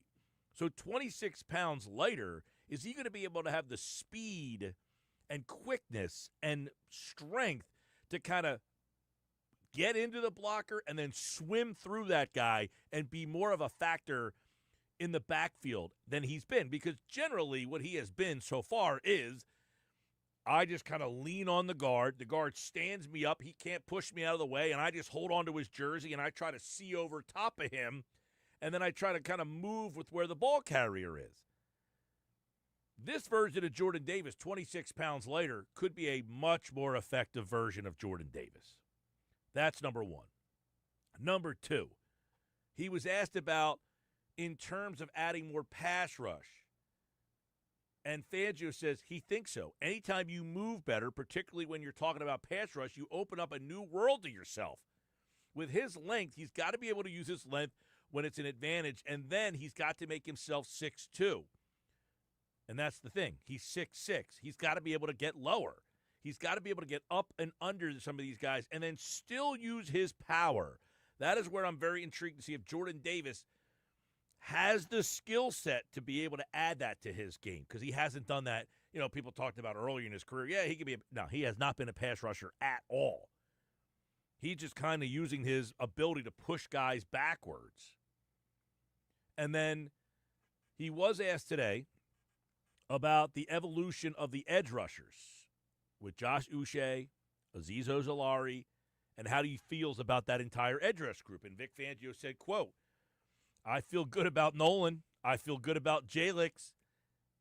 He didn't mention the other two guys. He says, after that, we got some heavy competition going on, and nobody's really truly surfaced yet. Good or bad? Hopefully over the course of this camp or preseason games, it will play itself out. My takeaway on this is that Nolan Smith and Jalix Hunter obviously way ahead of the crew. That those two guys, Smith and Hunt, we've had some questions on, hey, I don't know what they're going to be. It seems that they feel pretty good about where they are. I was thinking about Jalix Hunt as we were just having the conversation with Adam Kaplan, by the way, for Football at 4. And I joked that, you know, they got Lawrence Taylor here all of a sudden. And it made me think as I said that, right? It made me think as I said that. What if Jalix Hunt is a similar story to Jordan Mailata? Now, Mailata is a more crazy story, Australian League football. He's from Australia. He was drafted in the 7th round with a flyer, just kind of like, hey, this guy's 6'8", 380 pounds. He's like a dancing bear. Let's just try him out. But Jalix Hunt, I can't imagine was on too many radars in the 3rd round. And if you found a guy in the 3rd round that turns out to be, and I'm not going to sit here and tell you he's going to be an all-pro, I have no idea. But just the vibes you're getting about everybody talking about this guy is, holy mackerel, we found the needle in the haystack. Just like we did with Jordan Mailata, we found a guy that nobody had any idea, had no clue what this guy was going to be. We found the needle in the haystack. Could Jalix Hunt be that needle in the haystack? You know, I'm talking about the level of defender that is that impactful. I don't know, is like a Jason Pierre-Paul. I mean, Jason Pierre-Paul was a first-round pick. I'm just talking about that level of athleticism. Jason Pierre-Paul was like unblockable for a couple of years there with the Giants. He was unbelievable. Just because of his sheer athleticism and length and size, Jalix Hunt has all of the makings. The reason why the Eagles took him in the third round was based on his metrics and measurables. They said, here's a guy who's a freakish athlete with unbelievable size and strength and speed, but just doesn't have any experience. And the guy jumps in and turns out to be possibly the anchor of your defense. This is a ridiculous story possibly emerging here. That, and on the other side, you got Nolan Smith, who I want to see Nolan be able to handle this for a full year now. That's the big story for me. Nolan Smith was awesome in the playoffs last year. He was awesome from November on. Can Nolan Smith be awesome all season long? I think he can be, but I need to see it first before I'm ready to crown him. You ready to crown him? I'm not sure I'm ready to crown him yet, but I like what I've seen from him. He's just, he's smaller.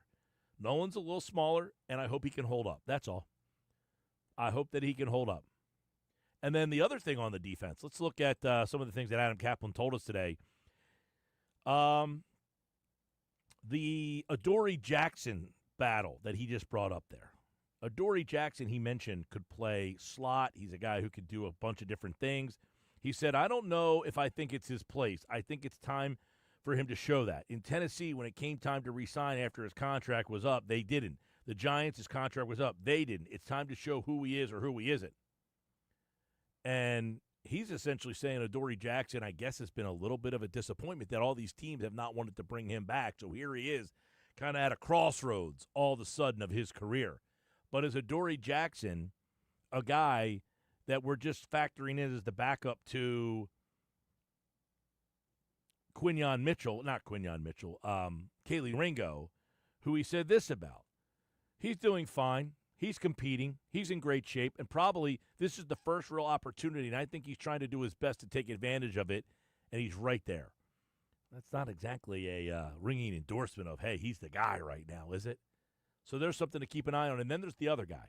The one guy that I told you guys about back at the draft, and that was Mac McWilliams.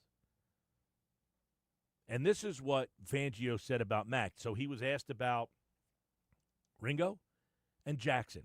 Not exactly glowing terms for either one of those two. But here's what he said about McWilliams. Mac's got some good football instincts. He's got to learn the finer points of what we're doing all the time. He's got he's a little hit and miss with that right now, but that's to be expected. But I do like the player. I think he's got good skill, and he's got good football savvy to him, which if you don't have that, it's hard to coach that. Sounds a little bit like Vic Fangio likes Mac McWilliams, doesn't it? That's a story that I'm going to be keeping an eye on. What stories are you keeping an eye on? 609-403-0973. 609-403-0973. All right, Nuggets are on the way. Knicks Nuggets, as always, at 4:30 on the Sports Bash. That's coming up next. We got so much more, including tomorrow we're at Yuri's for the Phillies game watch party. Get your picture taken with the Eagles championship trophy from 2 to 6. You can stop out, wear your Phillies gear, bring your Eagles gear.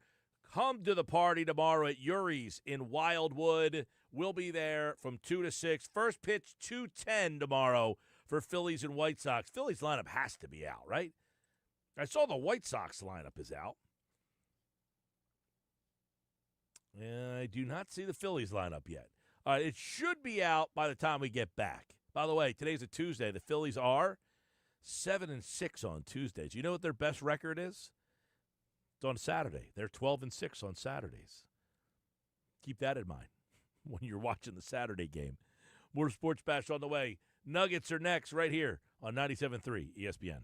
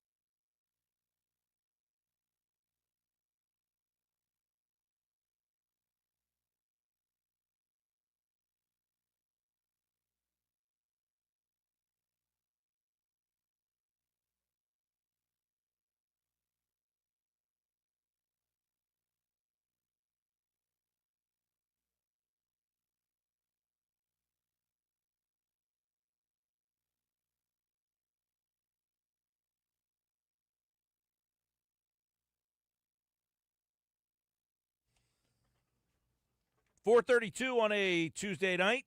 Sports Bash Live, 97.3 ESPN. So, Phillies tonight in Chicago against the White Sox. Now, the White Sox lineup was released like an hour ago. By the way, in the 5-hole tonight will be Lewis Robert Jr.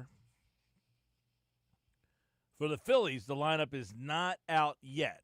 I've not seen the lineup for the Phils out. But we do have our lineup all set and ready to go for today's Nuggets. Nick Earnshaw is back for another edition of Nick's Nuggets on the Sports Bash Live on 97.3 ESPN. They're brought to you by The Hub, gear that works as hard as you do. Nick Earnshaw is host of the Shift podcast, and he is the producer of The Locker Room weekends on 97.3 ESPN. We were talking the other night, Thursday night, 6 o'clock. We might have to do a live Shift 6 to 7 special. Yeah, well, we're going to be doing one tonight. So we'll be live tonight. We got a lot of stuff to cover. Trade deadline, everything going on in Major League Baseball. Francisco, he got to go to the Savannah Bananas game.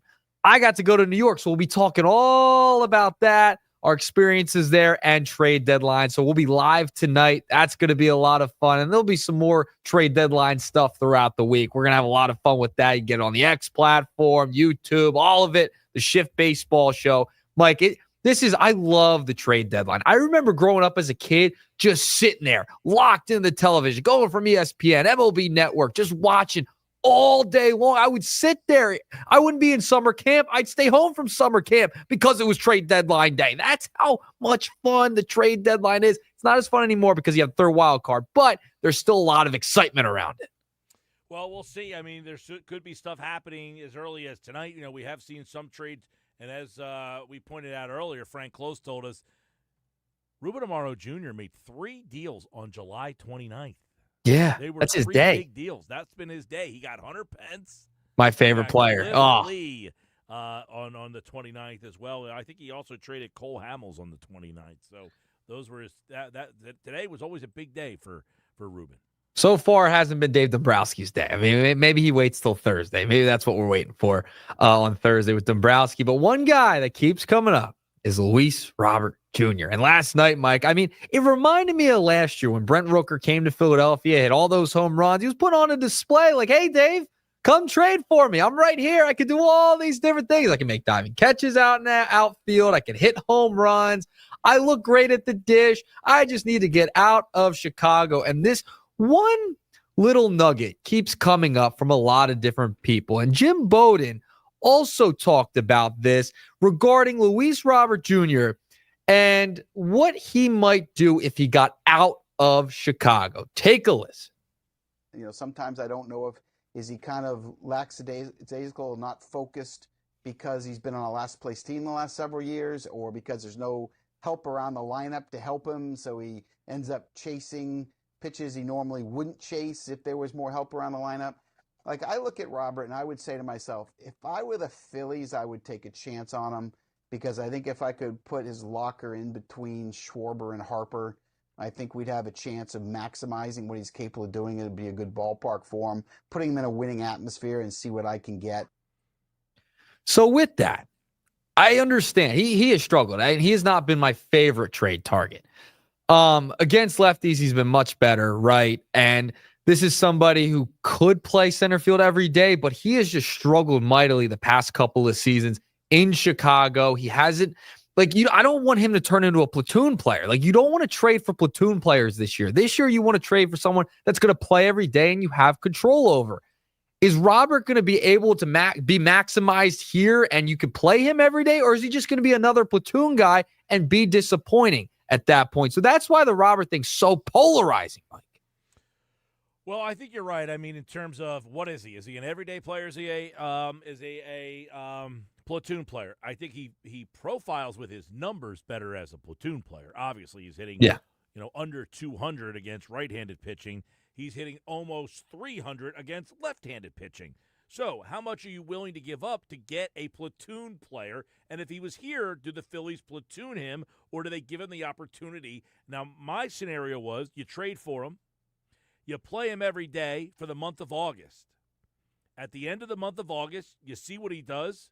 And if he doesn't do the job, you then call up Crawford, and then he is the guy that plays against right-handers, and Robert plays against left-handers. If that's the case, though, and he doesn't do the job, and they do what you said, play him every day in August and see what he's got. Can he hit both sides of the plate? All right. What if he doesn't? What if he doesn't? Then is that another wasted trade deadline and a wasted trade? You're putting a bandage on a spot that's been a problem for you for a while now.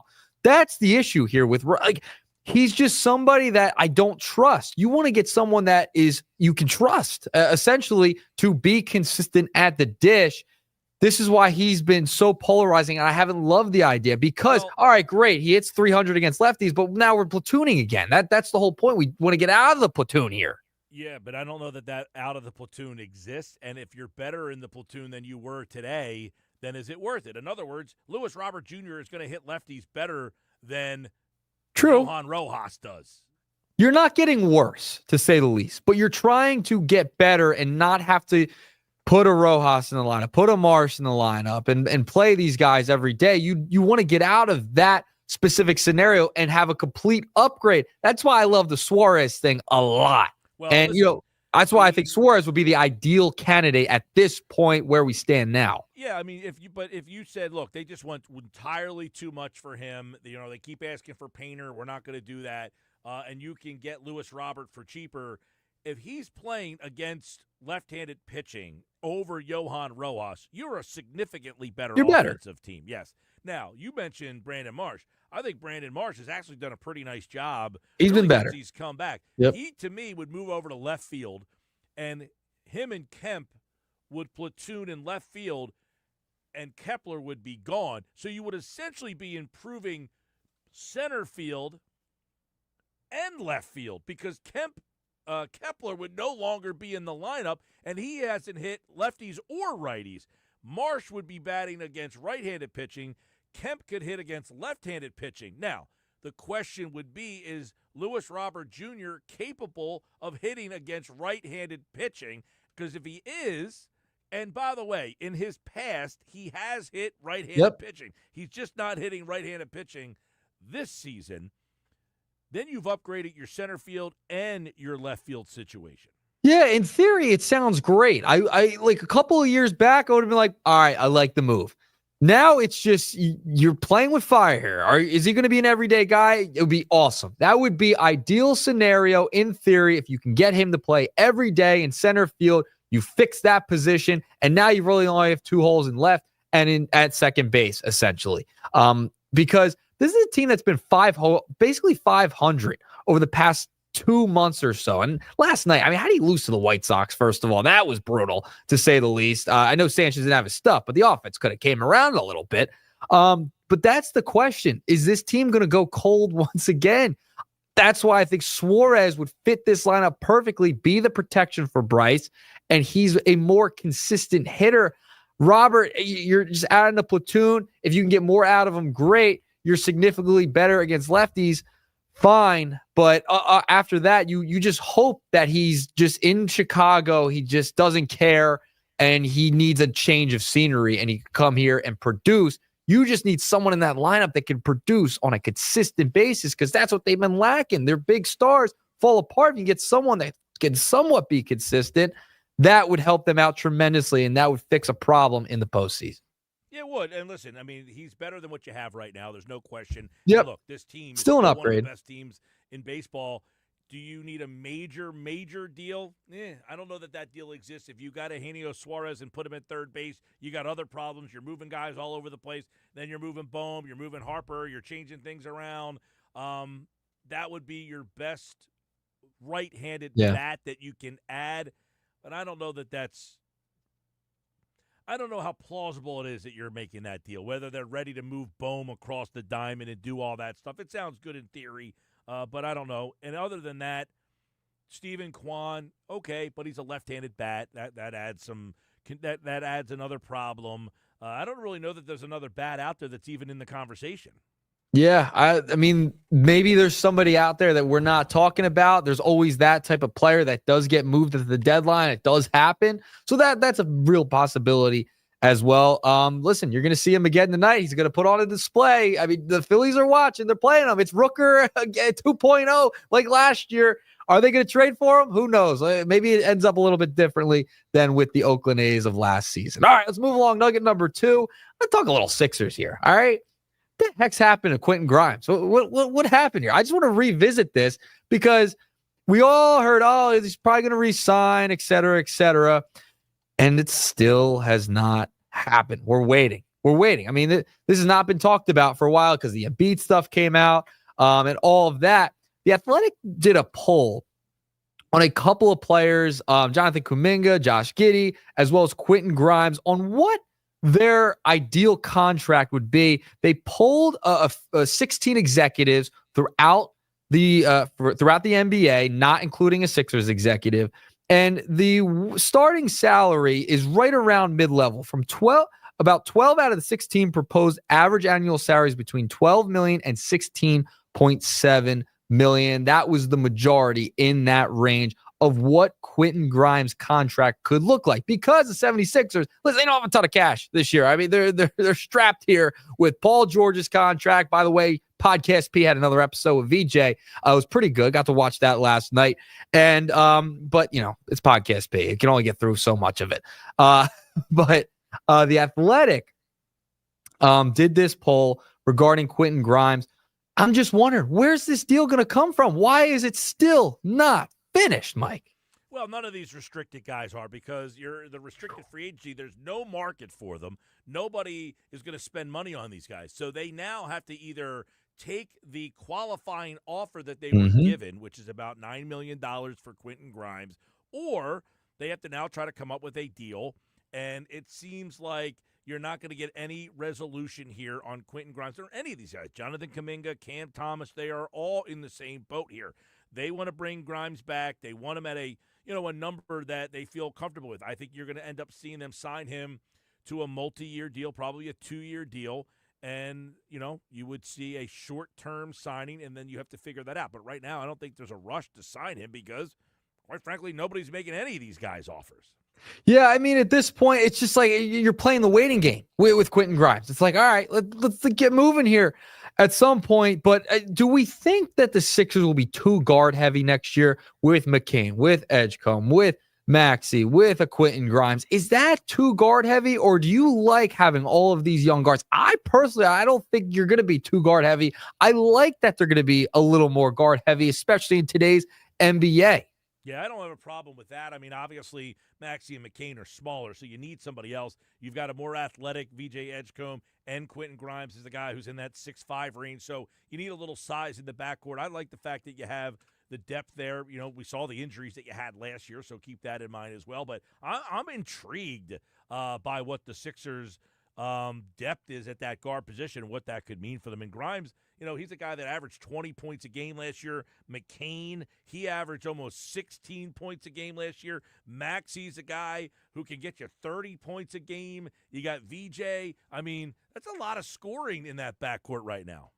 Yeah, it is, but it's all relative to health. I mean, it's literally the whole Sixers season. That's all it is. It's like, all right, they're healthy. All right, they got a shot. If they're not, well, they're done. And you might see some firings by the end of the season. That's essentially the Sixers. You healthy or you're not. That is it heading into the season. That's if it. they have a season like they did this past year, then you got to clear house. You got to get rid of Morey. You got to get rid of Nurse. And it's not like if you have injuries, there's nothing you can really do about it. But if you put your chips in the injured basket, you get 1 year of saying, hey, you signed these guys. They were hurt. I'll give you the benefit of the doubt.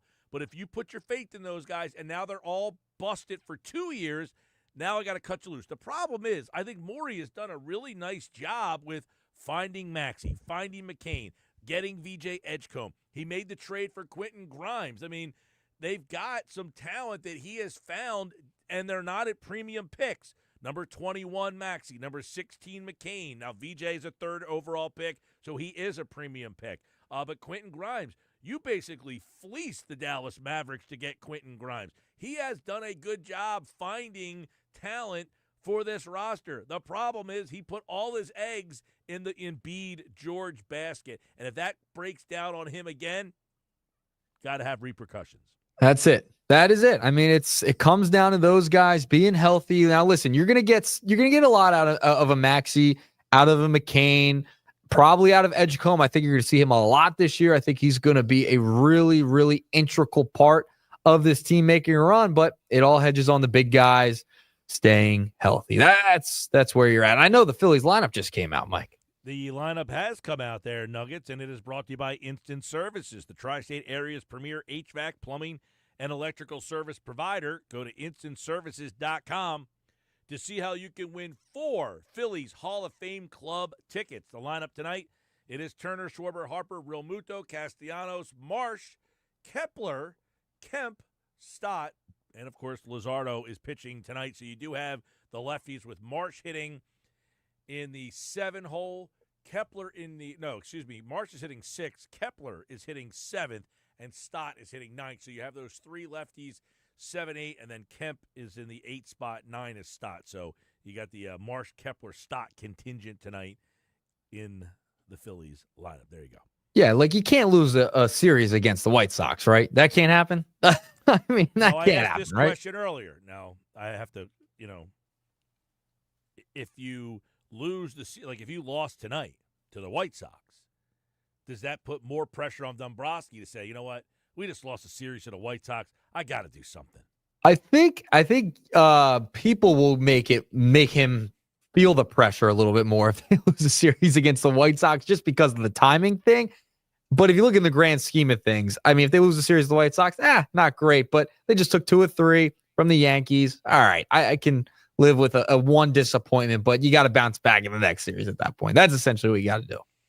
Yeah, I'm not going to judge you for losing the series against the White Sox in July, but it might say to Dave Dombrowski, hey, listen, we had a game last night and the game the night before where Wheeler had 1 bad inning, where really Sanchez struggled through those 2 innings, but they both only gave up 4 runs. Yeah. And you lost both games. Unbelievable. All right, before I get out of here, have you seen Happy Gilmore yet? Have you seen it? It was on in my house last night, but I can't say I sat and, intently watched it. I'll tell you what, I was pleasantly surprised. I was very worried going in, thinking it was going to be awful. I was pleasantly surprised. I thought it was a solid movie. Solid second one. Happy Gilmore, nostalgia. I was pleasantly surprised. I think it was a good watch. People were criticizing it, Mike. I'm in on the Happy Gilmore, too. I thought it was decent. From what I saw, it didn't make me sit on the couch. Put it that way. Come on. I just sit down, take 2 hours, watch the whole thing. I tried. The storyline's ridiculous. It's his kids are all messed up. You spoil it? What are you spoiling it for everybody? You gonna spoil it? I figure everybody's seen it by now. It's been out for you haven't. You saw 2 minutes of it, and you know the whole movie. Apparently, 2 minutes of it. I watched probably the last half hour, and then the first part of it. I was in and out, but I was like, this kind of seems. No, I laugh. I mean, what people are expecting an Oscar-winning film, it's Happy Gilmore. No, I'm not I like the first Happy Gilmore. It's not an Oscar winner. It is what it is. No. This one just seemed it's over. I don't know. It was good. I thought it was fine. I thought it was funny. There were some parts I laughed at, some stupid parts, but that's what I expected. It was better than I thought. That's my review. 3 nuggets for you today. All right, back tomorrow. We're live tomorrow at Yuri's in Wildwood. It is another Phillies watch party day. Stop out and see the Sports Bash live tomorrow from 2 to 6. First pitch 2:10. And we'll be live with the Eagles championship trophy. You can get your picture taken with the trophy. Bring out a full group, all your friends, all your family. Come with your Eagles gear. Come in your Phillies gear and watch the Phillies and White Sox tomorrow. It's the last day before the trade deadline. By the way, Friday, we'll be talking to Hembo. Paul Hembakidis will be on the show on Friday to recap the trade deadline. He'll give us his thoughts on what the Phillies and Dave Dombrowski did. That'll be on Friday's show. Tomorrow, Frank Klose will be live at Yuri's. We'll talk a lot of Phillies with him tomorrow, and the Nuggets are back for you here tomorrow on the Sports Bash.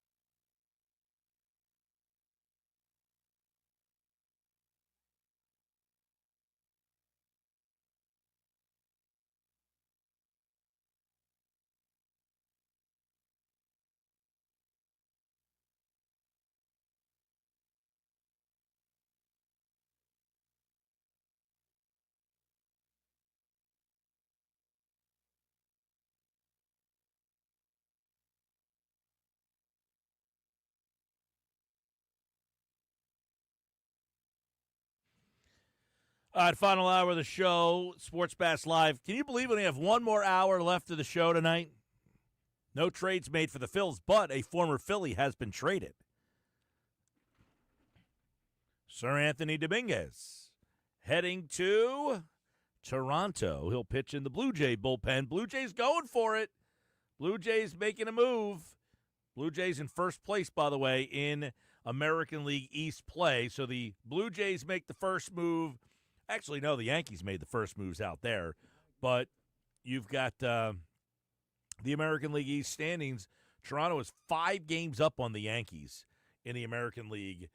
And, of course, Sir Anthony Dominguez now goes from last place to first place. He was in Baltimore, and the Orioles have now traded Gregory Soto and Sir Anthony Dominguez. So 2 former Philly pitchers have been traded. This hour brought to you by Whitehorse RV in Williamstown and Galloway. The summer clearance event is on now at Whitehorse RV Center. Whitehorse RV, your RV adventure starts here. Whitehorse RV, Williamstown and Galloway. So was Sir Anthony Dominguez going to Toronto. That's the first deal of the day. We could see another one between now and the time the show ends. You never know, man. That time of the year, crazy stuff seems. Jim Bowden said this is the craziest deadline with rumors that he's ever seen. It seems like the same 5 teams are involved in on every single player because everybody needs bullpen help. Yeah, Jeff Passan said something similar the other day about basically he was saying that, it seems like there's like 5 or 6 teams that are in on every single player that is rumored or talked about. And it's getting to the point where basically if you go off of what Jim Bowden, Jeff Passan, and Ken Rosenthal have all said, everybody's waiting on like one team to like start the domino. They're waiting for that one big name. Yeah, I don't know if Sir Anthony Dominguez is the domino, but it's obviously something that is different in terms of, not different, I should say, is the fact that everybody needs bullpen help. And the Blue Jays were finally saying, all right, we'll go to get to the front of the line. We'll take one. And also it fits in line with what the Orioles are, which is basically the Orioles, the Diamondbacks, and the Braves are all teams that are saying, look, we are willing to move on from certain guys this year in preparation to reload for next year. He says, this is the most bizarre trade deadline I can ever remember. Some of the best starting pitchers having subpar years, including Dylan Cease, Zach Gallen, Sandy Alcantara. The best closer, Klose, is on administrative leave. The best power hitter, Suarez, just got hit by a pitch. And the best 2 center fielder, Robert and Mullins, are struggling. And the best DH available is Ozuna, has 5-10 rights. So he can waive any single deal that comes out there. And if they're the best names on the market right now, I guess the question would be, we keep wondering. We saw Lewis Robert last night hit the home run, make the play in the field. He's available. And if that would make the Phillies much better.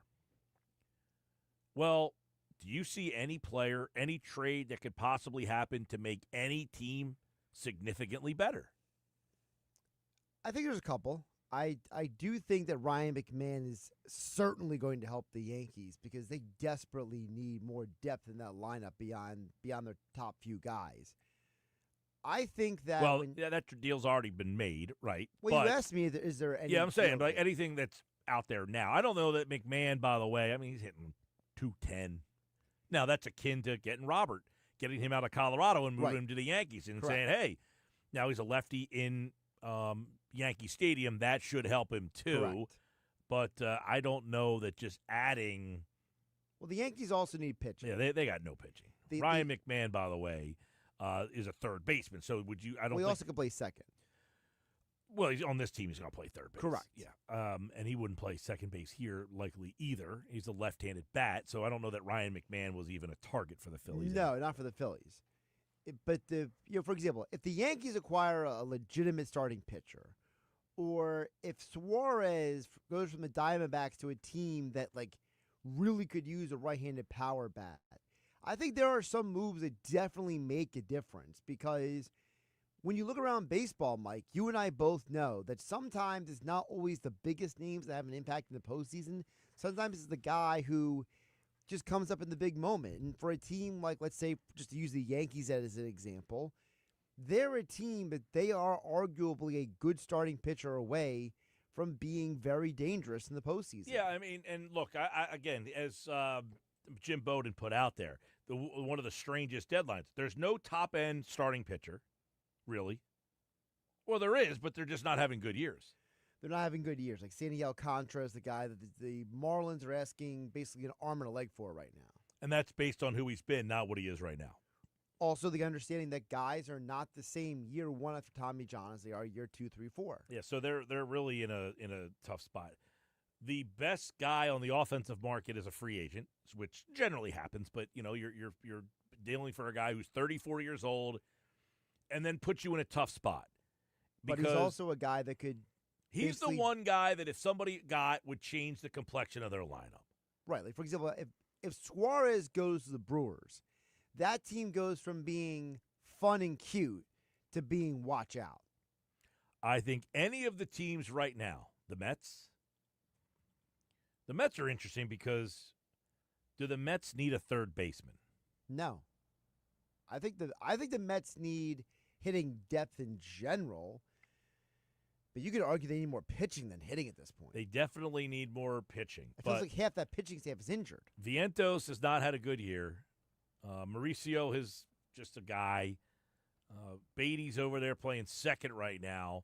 If you put Suarez in that lineup, that's scary. Would he play third base right away? I think he would. I think he would play right over. Well, I just said they need a third baseman. You said no. Well, there's a difference between need. For example, the Phillies don't need a third baseman, but they need Suarez's bat. The Mets are in a similar predicament. I was going to say, I think the Mets also, like the Phillies, need another bat. Their lineup, like the Phillies, is very top-heavy. It's very insistent on Lindor, Soto, Alonso, and then after that, you've got a little bit of a dip. And, if you put Suarez into that lineup, it's a pretty good lineup now. Now, it bumps everybody down one. Exactly, and that's where guys like Suarez and Kwan can have an impact. If they go to the right teams, those guys create a dynamic for those teams. Like, who Kwan would be really scary with as well would be the Mets, because now you're putting another guy at the top of that lineup ahead of guys. Well, it's very much like the Phillies. If you put Kwan in the Phillies lineup, do you put him at the top of the lineup and push everybody down one? Do the Mets do the same thing and put Kwan at the top of the lineup and then push everybody down one? And I think that's where Suarez – that's why, to your question, Suarez and Kwan, to me, definitely make a difference. I'm intrigued to see. Like, if the Mets got Kwan, I guess. I mean, last night, their lineup at the top, Nimmo hits leadoff, Lindor, Soto, Alonso. That 2-3-4 is as good as anybody in baseball. Right. But if you put Kwan in left field instead of Nimmo in left field, and I would imagine that Nimmo would have a different role on that team, but you put Kwan in left field and have him hit leadoff, Kwan, Lindor, Soto, Alonso. That's scary. It's a much better lineup. But what about Kwan, Turner, Harper, Schwarber? Even more scary. Kwan would be a difference maker for both those teams. Correct. And if you want to throw him just into the conversation, another team that could theoretically use a guy like Stephen Kwan is the Brewers. The Brewers could add more guys to the top of their lineup. I think. Well, listen, the guys, Stephen Kwan, and obviously, let's keep it on Suarez for a second here, because these are the questions over at The Athletic from Jim Bowden that he asked today. Who will win the Suarez sweepstakes? The teams he lists, the Mariners, the Tigers, the Reds, the Cubs, the Brewers, the Mets, and the Phillies, have all been linked to Suarez with at least some interest in acquiring him. Now, he got hit in the hand last night, which, apparently the x-rays were negative. But yeah, it came out today that he's going to be day-to-day. He's not in the lineup tonight, I was going to say, but he is not in the lineup tonight. So just, okay, he didn't break his hand, nothing there, x-rays negative, but we have seen stranger things occur, right? That is true. Alec Boehm, they said he got hit under the ribs. He played one night, then all of a sudden he has a fractured rib. By the way, are we not talking enough about the fact that Alec Boehm has a fractured rib? This happened last year where he got hurt, missed a lot of time, and then came back and was never quite the same the rest of the season. Is it different, though, because that was his wrist and this is not his wrist? I don't know about that. I think it's more the fact that he's missed all the time. So you're talking about the time off. Right. I mean, he hasn't played Alec Boehm now for probably about 2 weeks. Basically, yeah. And he's on the injured list. And when he comes back, you're going to be right back. Now, last year, I think he missed most of August. Came back in September and just had an awful final month of the season and gave you nothing in the playoffs. But we thought that was because the wrist injury wasn't fully recovered and he couldn't turn the bat over. And that's why part of the reason why he got benched in the listen, postseason. the injury is definitely being a wrist is definitely more constricting to hitting. But I'm just talking about having all this time off. Are we just assuming? And that's why I think the Phillies would trade Boehm if they had the opportunity. I 100% think they would trade Boehm. I do agree. I don't disagree with that at all. I think Boehm has to be considered a trade possibility, not just because of the injury, not just because of all of that, but because he is arguably one of your most tradable assets. He is a kind of player that other teams would be interested in. Yeah, I definitely think that the Phillies right now would be making trades or calls on Alec Boehm to see if anybody would have interest in taking Boehm. Now, the problem is you would need a third baseman, or do you just play Otto Kemp there? Or Sosa. But most likely you would say, Kemp, you're going to be the new third baseman. Because here's why I say that. Let's say you got a player. Here's the problem. Kemp's not going to hit in the 4-hole where Boehm does. Right. But Kemp could hit in the 6 or 7 hole where Boehm belongs. The problem would be you would need to find someone that could replace Boehm in the middle of the lineup. That's where this becomes tricky. Because I think the Phillies would trade Boehm in a heartbeat. But they have to get someone to replace him. Not in the position of third base, but in the batting lineup. Because right now, sadly, you have Alec Boehm hitting 4th. If you lose Boehm, you need someone to replace him in the lineup. Kemp could hit 6 or 7 and play third base. The question is, can you acquire someone to bat 4th? And where does that guy play? So Eugenio Suarez would be a guy that can play third base and bat 4th. He kills 2 birds with 1 stone. The problem is if you don't trade Boehm for Suarez, now you have to figure out what you're going to do with Boehm. The obvious answer is you move him over to first base. Then you have to figure out what you're going to do with Harper. The obvious answer would be you move him to the outfield. Does he want to play the outfield? Apparently he has emphasized that he would play the outfield in the right situation.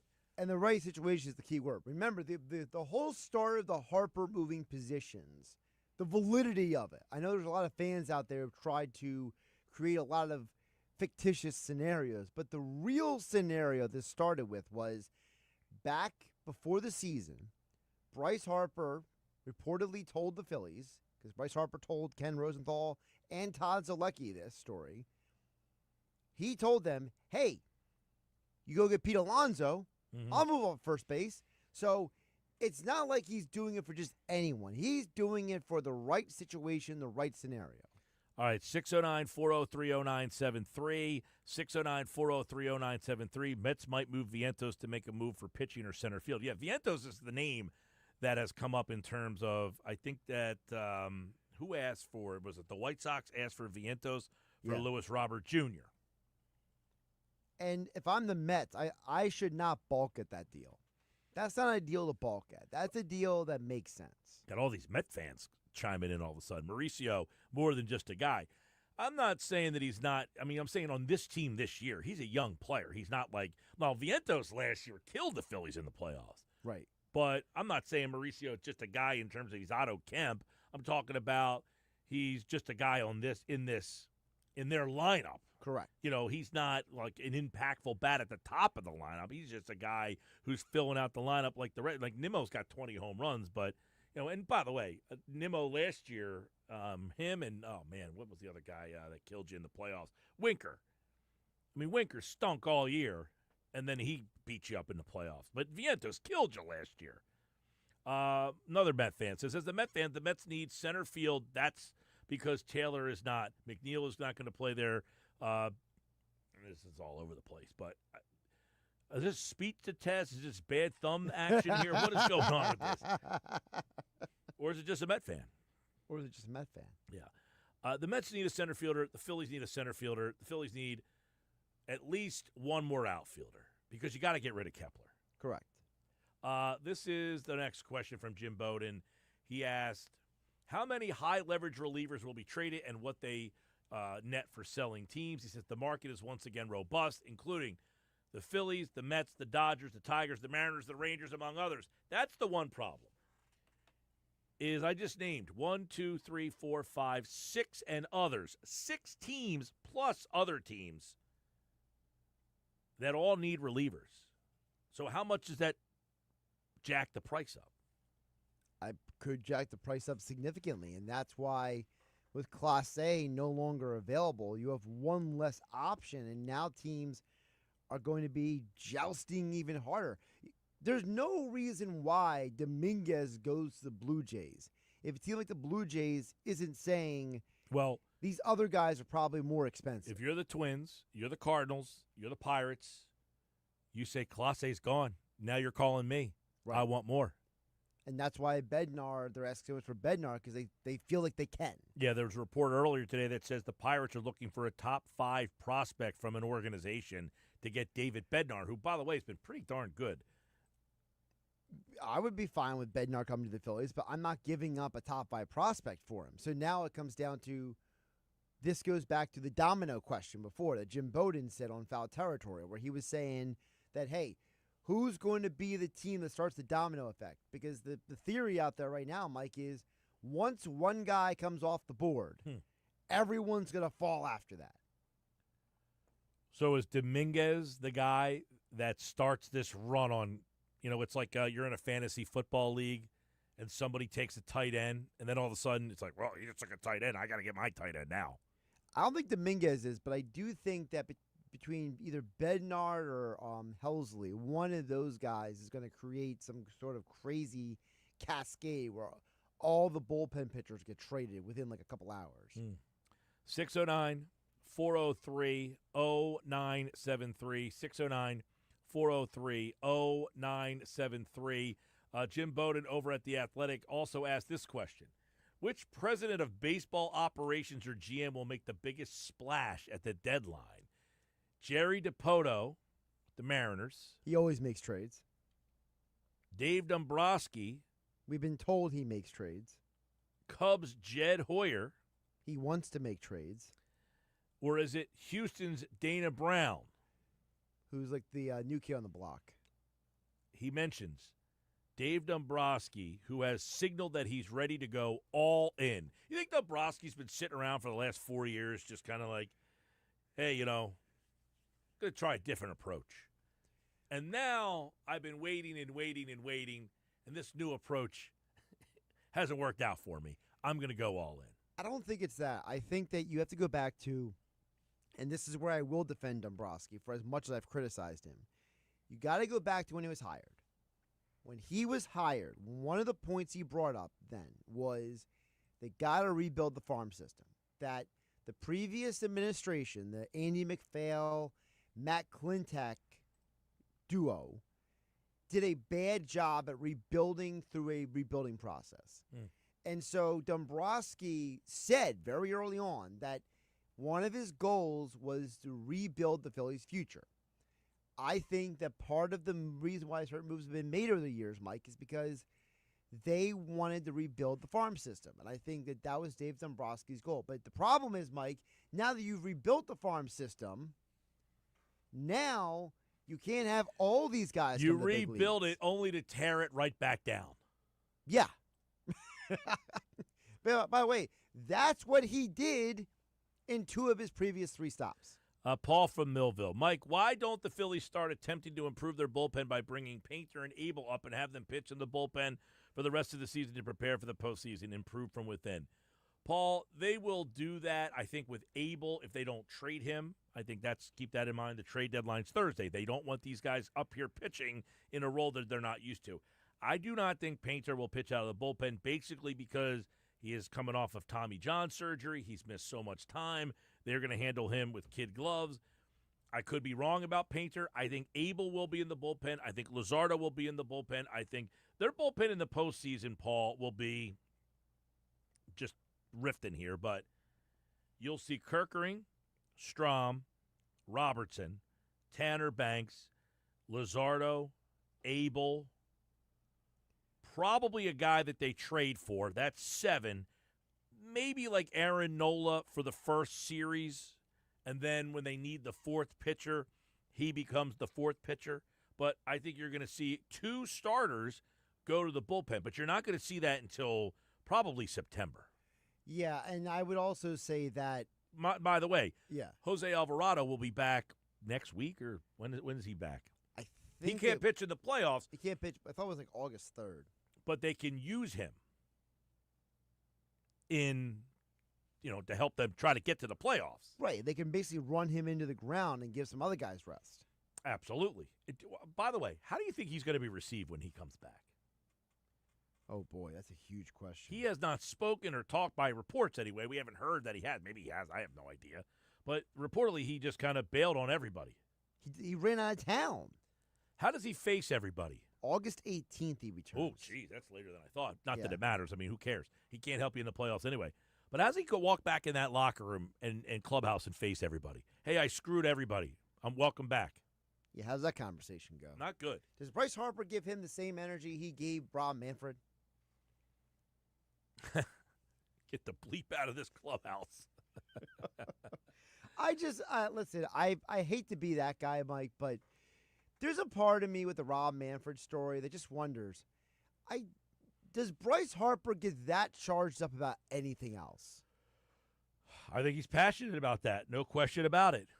My buddy said you got to trade Alvarado. I would say he has less value than anyone on the roster. I mean, how do you even trade him? Like, who wants a guy who can't pitch in the postseason?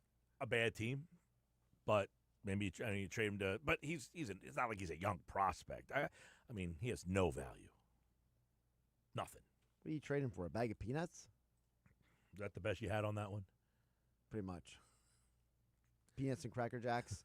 I don't care if I ever come back. Jose Alvarado, yeah, I would think would be not very appealing on the trade market. If you said, hey, I got a guy. You interested in Jose Alvarado? Oh, you mean the guy that screwed you over? He is a free agent in 2026, so he has signed through. He has a team option for 2026. Do you think the Phillies picked that team option up? Doubt it. Or, you know what? No, I was wrong. They might, for one reason. If they have the kind of season that necessitates them going in the next year, maybe without a couple guys. $9 million he's getting paid, a $500,000 buyout. He could be a free agent next year. All right, when we come back, I did not do the Friday 5 on Friday. For some reason, we completely forgot. So this Week 11 Friday 5, I will do on Tuesday. The Tuesday 5. Next on the Sports Bash live on 97.3 ESPN.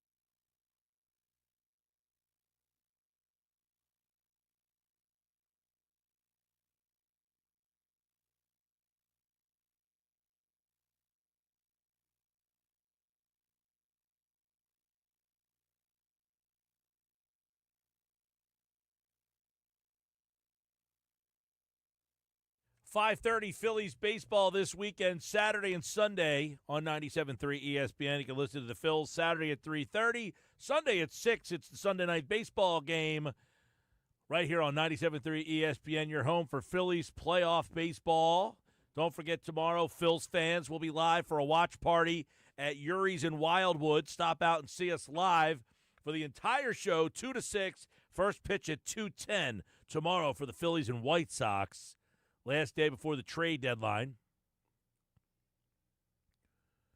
More Sports Bash coming up, 97.3 ESPN. All right, Fridays we do the Friday Five. For some reason, we forgot to do the Friday Five, Josh, on Friday's show. I don't know how that happened. I'm sure if we sat down and thought about it long enough, we could probably figure it out. But well, do it now. Here we go. Today's Friday Five. The Friday Five on a Tuesday. What week are we on? This is week 11. Week 11. Nippers.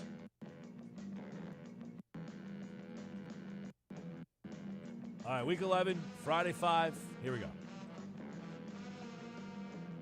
Let me guess. Not a great week. I got to pull up my list. There we go.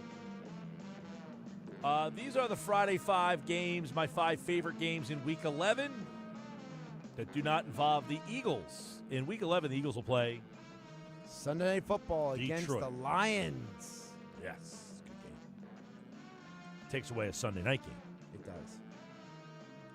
All right, number 5 on my list, it's Tampa Bay and Buffalo. A couple division winners from last year, Yeah, squaring off against each other. Week 11 of the season.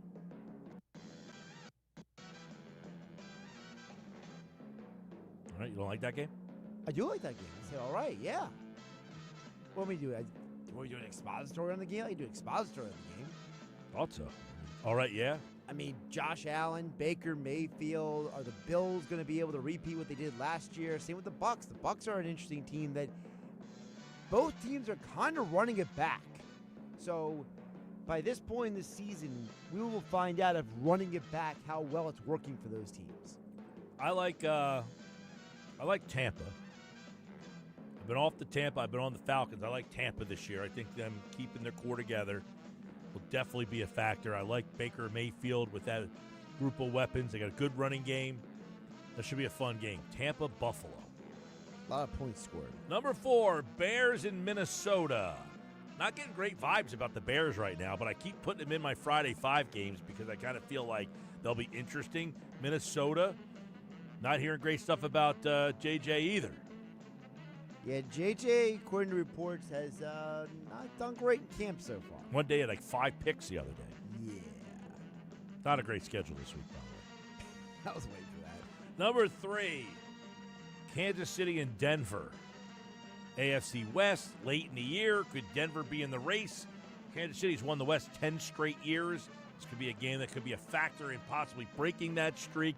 Denver, are they ready to take that next jump from wild card team to division-winning team? This Week 11 game will tell us a lot about that. Yeah, the AFC West, the division that Chris Canty said he would take all the coaches over Nick Sirianni. They do have good coaches in that division. They do. Which is why I think it was funny that he used that as an example. Like, that's Well, not really, it's not like proving your point. it's not like a foolish one. But my point was, like, why'd you go with that example? Like, because all 4 teams in that division have good coaches.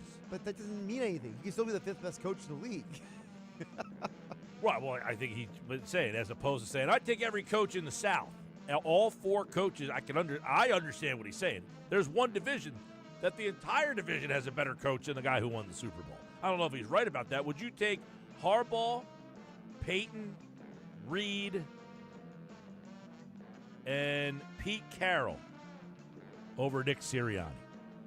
Well, Andy Reid's a future Hall of Famer, so I think most people take Andy Reid.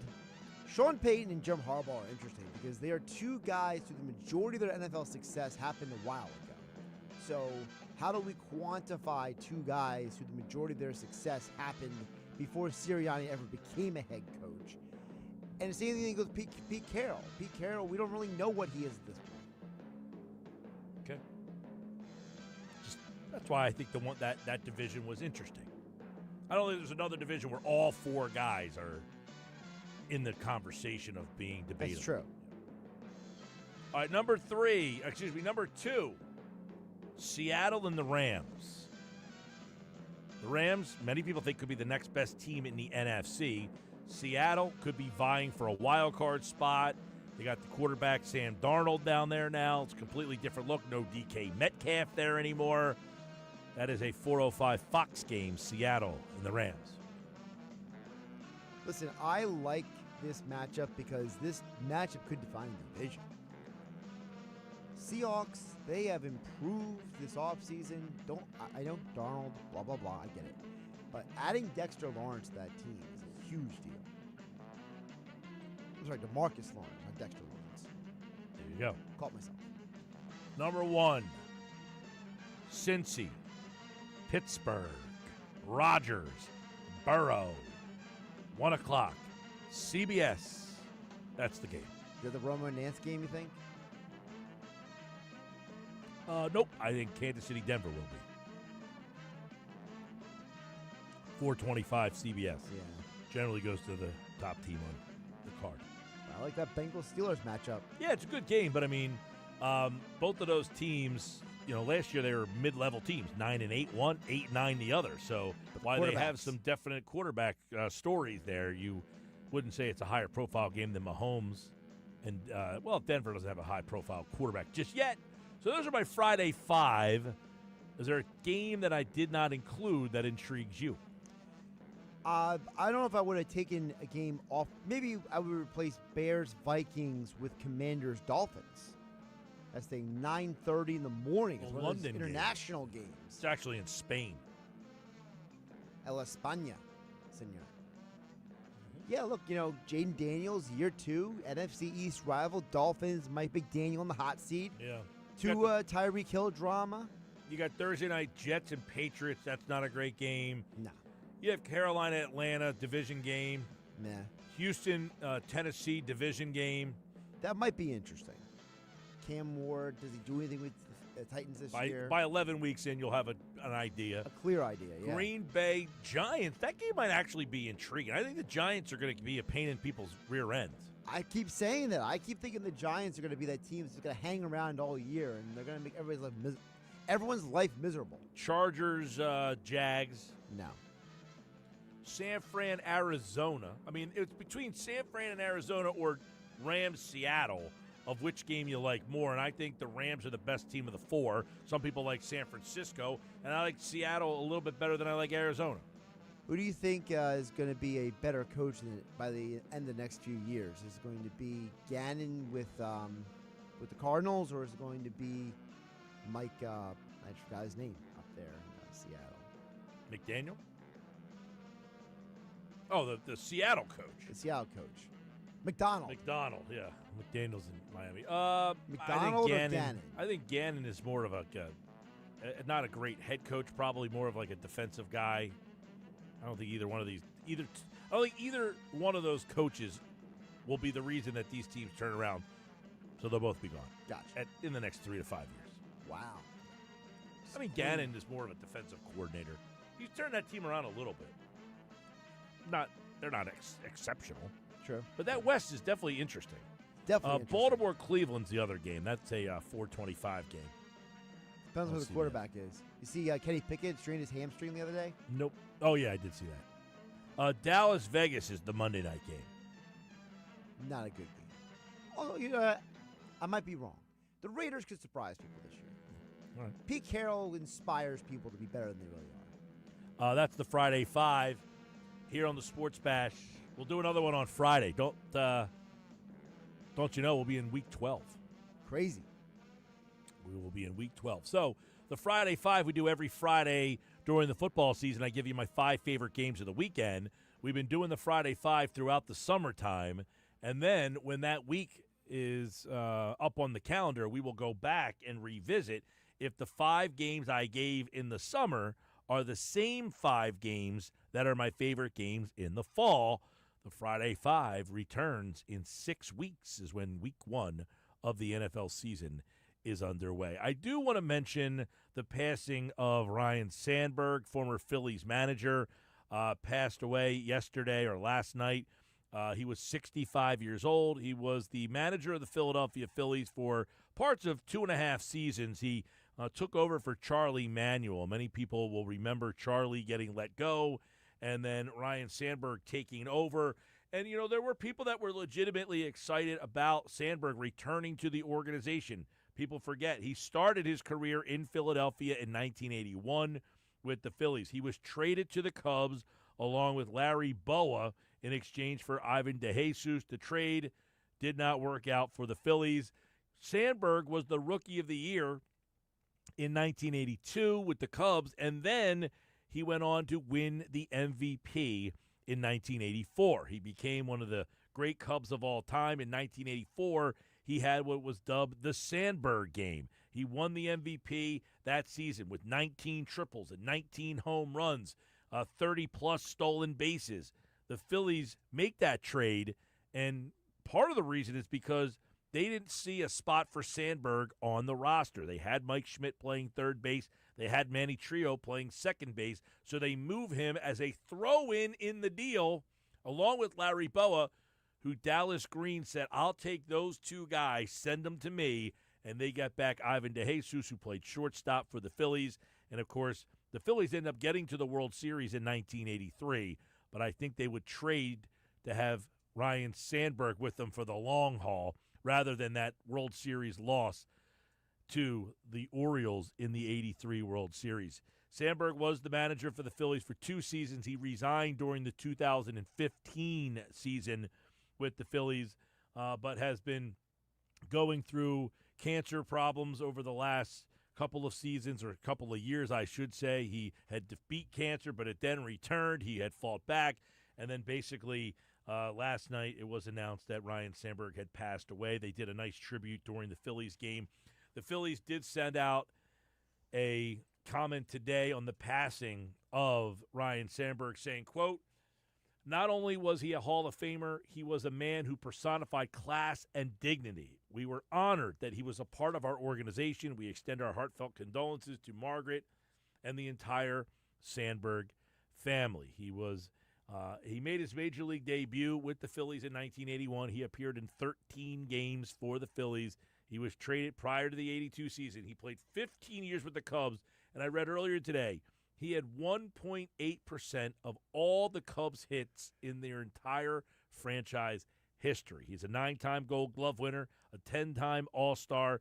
He was a 7-time Silver Slugger, and he was the MVP of the National League in 1984. Ryan Sandberg, 65 years old, and the comment from John Middleton, who personified class and dignity, is exactly accurate because he did not have a good tenure as the manager of the Philadelphia Phillies, but he handled it well. That was a team that was kind of falling apart post-Charlie Manuel, and he tried to keep that group of guys, playing hard, and it just did not work out coming back here. But he did, by the way, get the Iron Pigs to their first postseason berth ever and was named the minor league manager of the year with the Lehigh Valley Iron Pigs.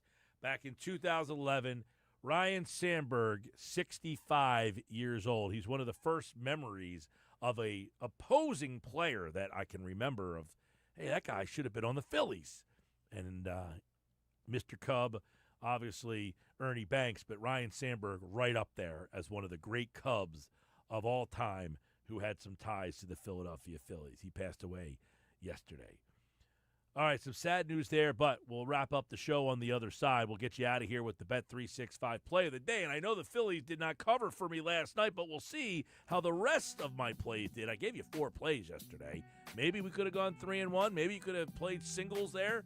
I don't know. It's up to you. You guys do what you want with these plays, right? This hour brought to you by Whitehorse RV Center in Williamstown and Galloway. The summer clearance event is on now at Whitehorse RV Center. Whitehorse RV, your RV adventure starts here. Whitehorse RV in Williamstown and in Galloway.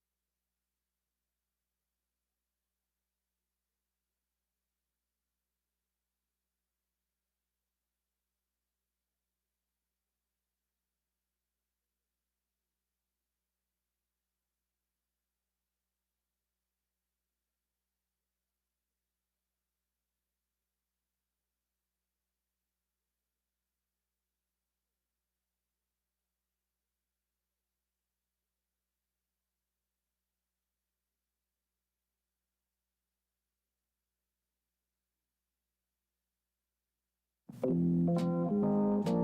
right, time for the Bet365 play of the day before we get out of here tonight. We'll get you a couple of winners, hopefully. I know we lost the Phillies game last night. Christopher Sanchez, what are you doing to me, man? Figure that was a lock, a home run, if you will. But that one lost. How did the rest of the plays do, Josh? Well, Mike, you had a bad day at the office because you only got 1 out of 4 correct yesterday. Phillies lost. Rangers lost. The Liberty lost to the Wings. But the Astros won. So you are now 205, 141, and 1. Time to kick the dirt off your cleats and get back in the box. Well, I got 3 for you tonight. We got a couple plays, including the over in the Met game tonight. We like the Mets and the Padres over the total 8.5. I'll take that one. I like the Cardinals tonight against the Marlins, and we're going Washington Mystics minus 7.5 against the Sky. Put them all together. What do you got? Plus 527 odds, and that'll make you a couple of bucks. And that's my Bet365 play of the day. Cardinals over in the Mets-Padres game, and the Mystics minus 7.5. Got it. You got all that? I will not do an expository on why I like your Mystics pick. Are you following along in the WNBA season? I do. I actually do, yes. So, real quick, couple things. One, the Phillies are going to be doing a YouTube documentary. It's going to drop on Sunday morning at 10 o'clock or Saturday morning. I think it's Sunday o'clock morning. On Jimmy Rollins. It's only going to be on YouTube. Yep. Looking forward to that. I am looking forward to that, too. I will be checking that out. I don't also, have to find it on some random streaming platform I've never heard of. I can just go right to YouTube, boom, right there. Right on YouTube, free of charge, just like our show. You can watch on YouTube for free. Put it on your big screen TV. Are you saying the Phillies stole the idea from Mike Gill? No, I think anybody not on YouTube right now is probably an idiot. Sounds about right. If you're not utilizing YouTube at this point, you need your head examined. We got this WWE thing that everybody's been, it's all over my feed today. Dude, I can't wait to actually sit down and watch this. This is like the Hard Knocks off season with the Giants. I live for this kind of stuff. Yeah, this is a behind-the-scenes look at, like, them putting together the storylines. So you can get that on. It's also a behind-the-scenes, like, usually like after some of the matches, like the conversations the guys are having. But it's also a behind-the-scenes of the writing team deciding on who's going to win and why. Then it's conversations between the talent on how they want the match to go. Right. And backstage stuff on things that didn't go the way that they wrote. This is one of those things, like we said, the Hard Knocks Giants, where you got to see the GM and the owner having conversations. So is this on Netflix right now? Did it drop today? I think it dropped today. Either way, I can't wait to watch it. Well, I don't know how many episodes or whatever it is, but the Phillies don't play till 7:40 tonight. So, well, you know, you don't have to watch it tonight. You can always watch it Thursday. No, I'm saying it's perfect. I get home, a couple minutes. Phillies don't play till 7:40. I got like an hour and a half, 2 hours to kind of try to binge as much as I can there. Speaking of Netflix, what is your take on the intense, like, love-hate that this Happy Gilmore movie is getting? I think you got people who are like my age bracket that was like one of the big movies when you were in college. We watched Happy Gilmore in college like all the time. Usually the sequels are not as good. I think this was really not good. Yeah, it was not great. I mean, you're overwhelmed with the amount of cameos, but it was not good. Now I said to Nuggets, like, he's a young guy. He laughs at everything, though. Right. It just wasn't good. Story wasn't great. I mean, you're not expecting, like, this great story, but I was just like, I don't know. Adam Sandler's kind of worn out on me. Not funny. I haven't watched it yet. Oh, okay. I thought you were asking me for a reason. Well, I was asking you because I haven't watched it yet, but everybody worth their your time. cousin has an opinion online about it. It's not. I mean, I didn't really sit down and watch it like from start to finish. I was in, and then I was like, then out. Then I watched like the last half hour. All right, that's it for me. Best of the Sports Bash is coming up next. Tomorrow on the show, we will be live at Uri's in Wildwood. First pitch for the Phillies and White Sox tomorrow at 2:10. Come on down and see us and watch the Phils with us. See ya.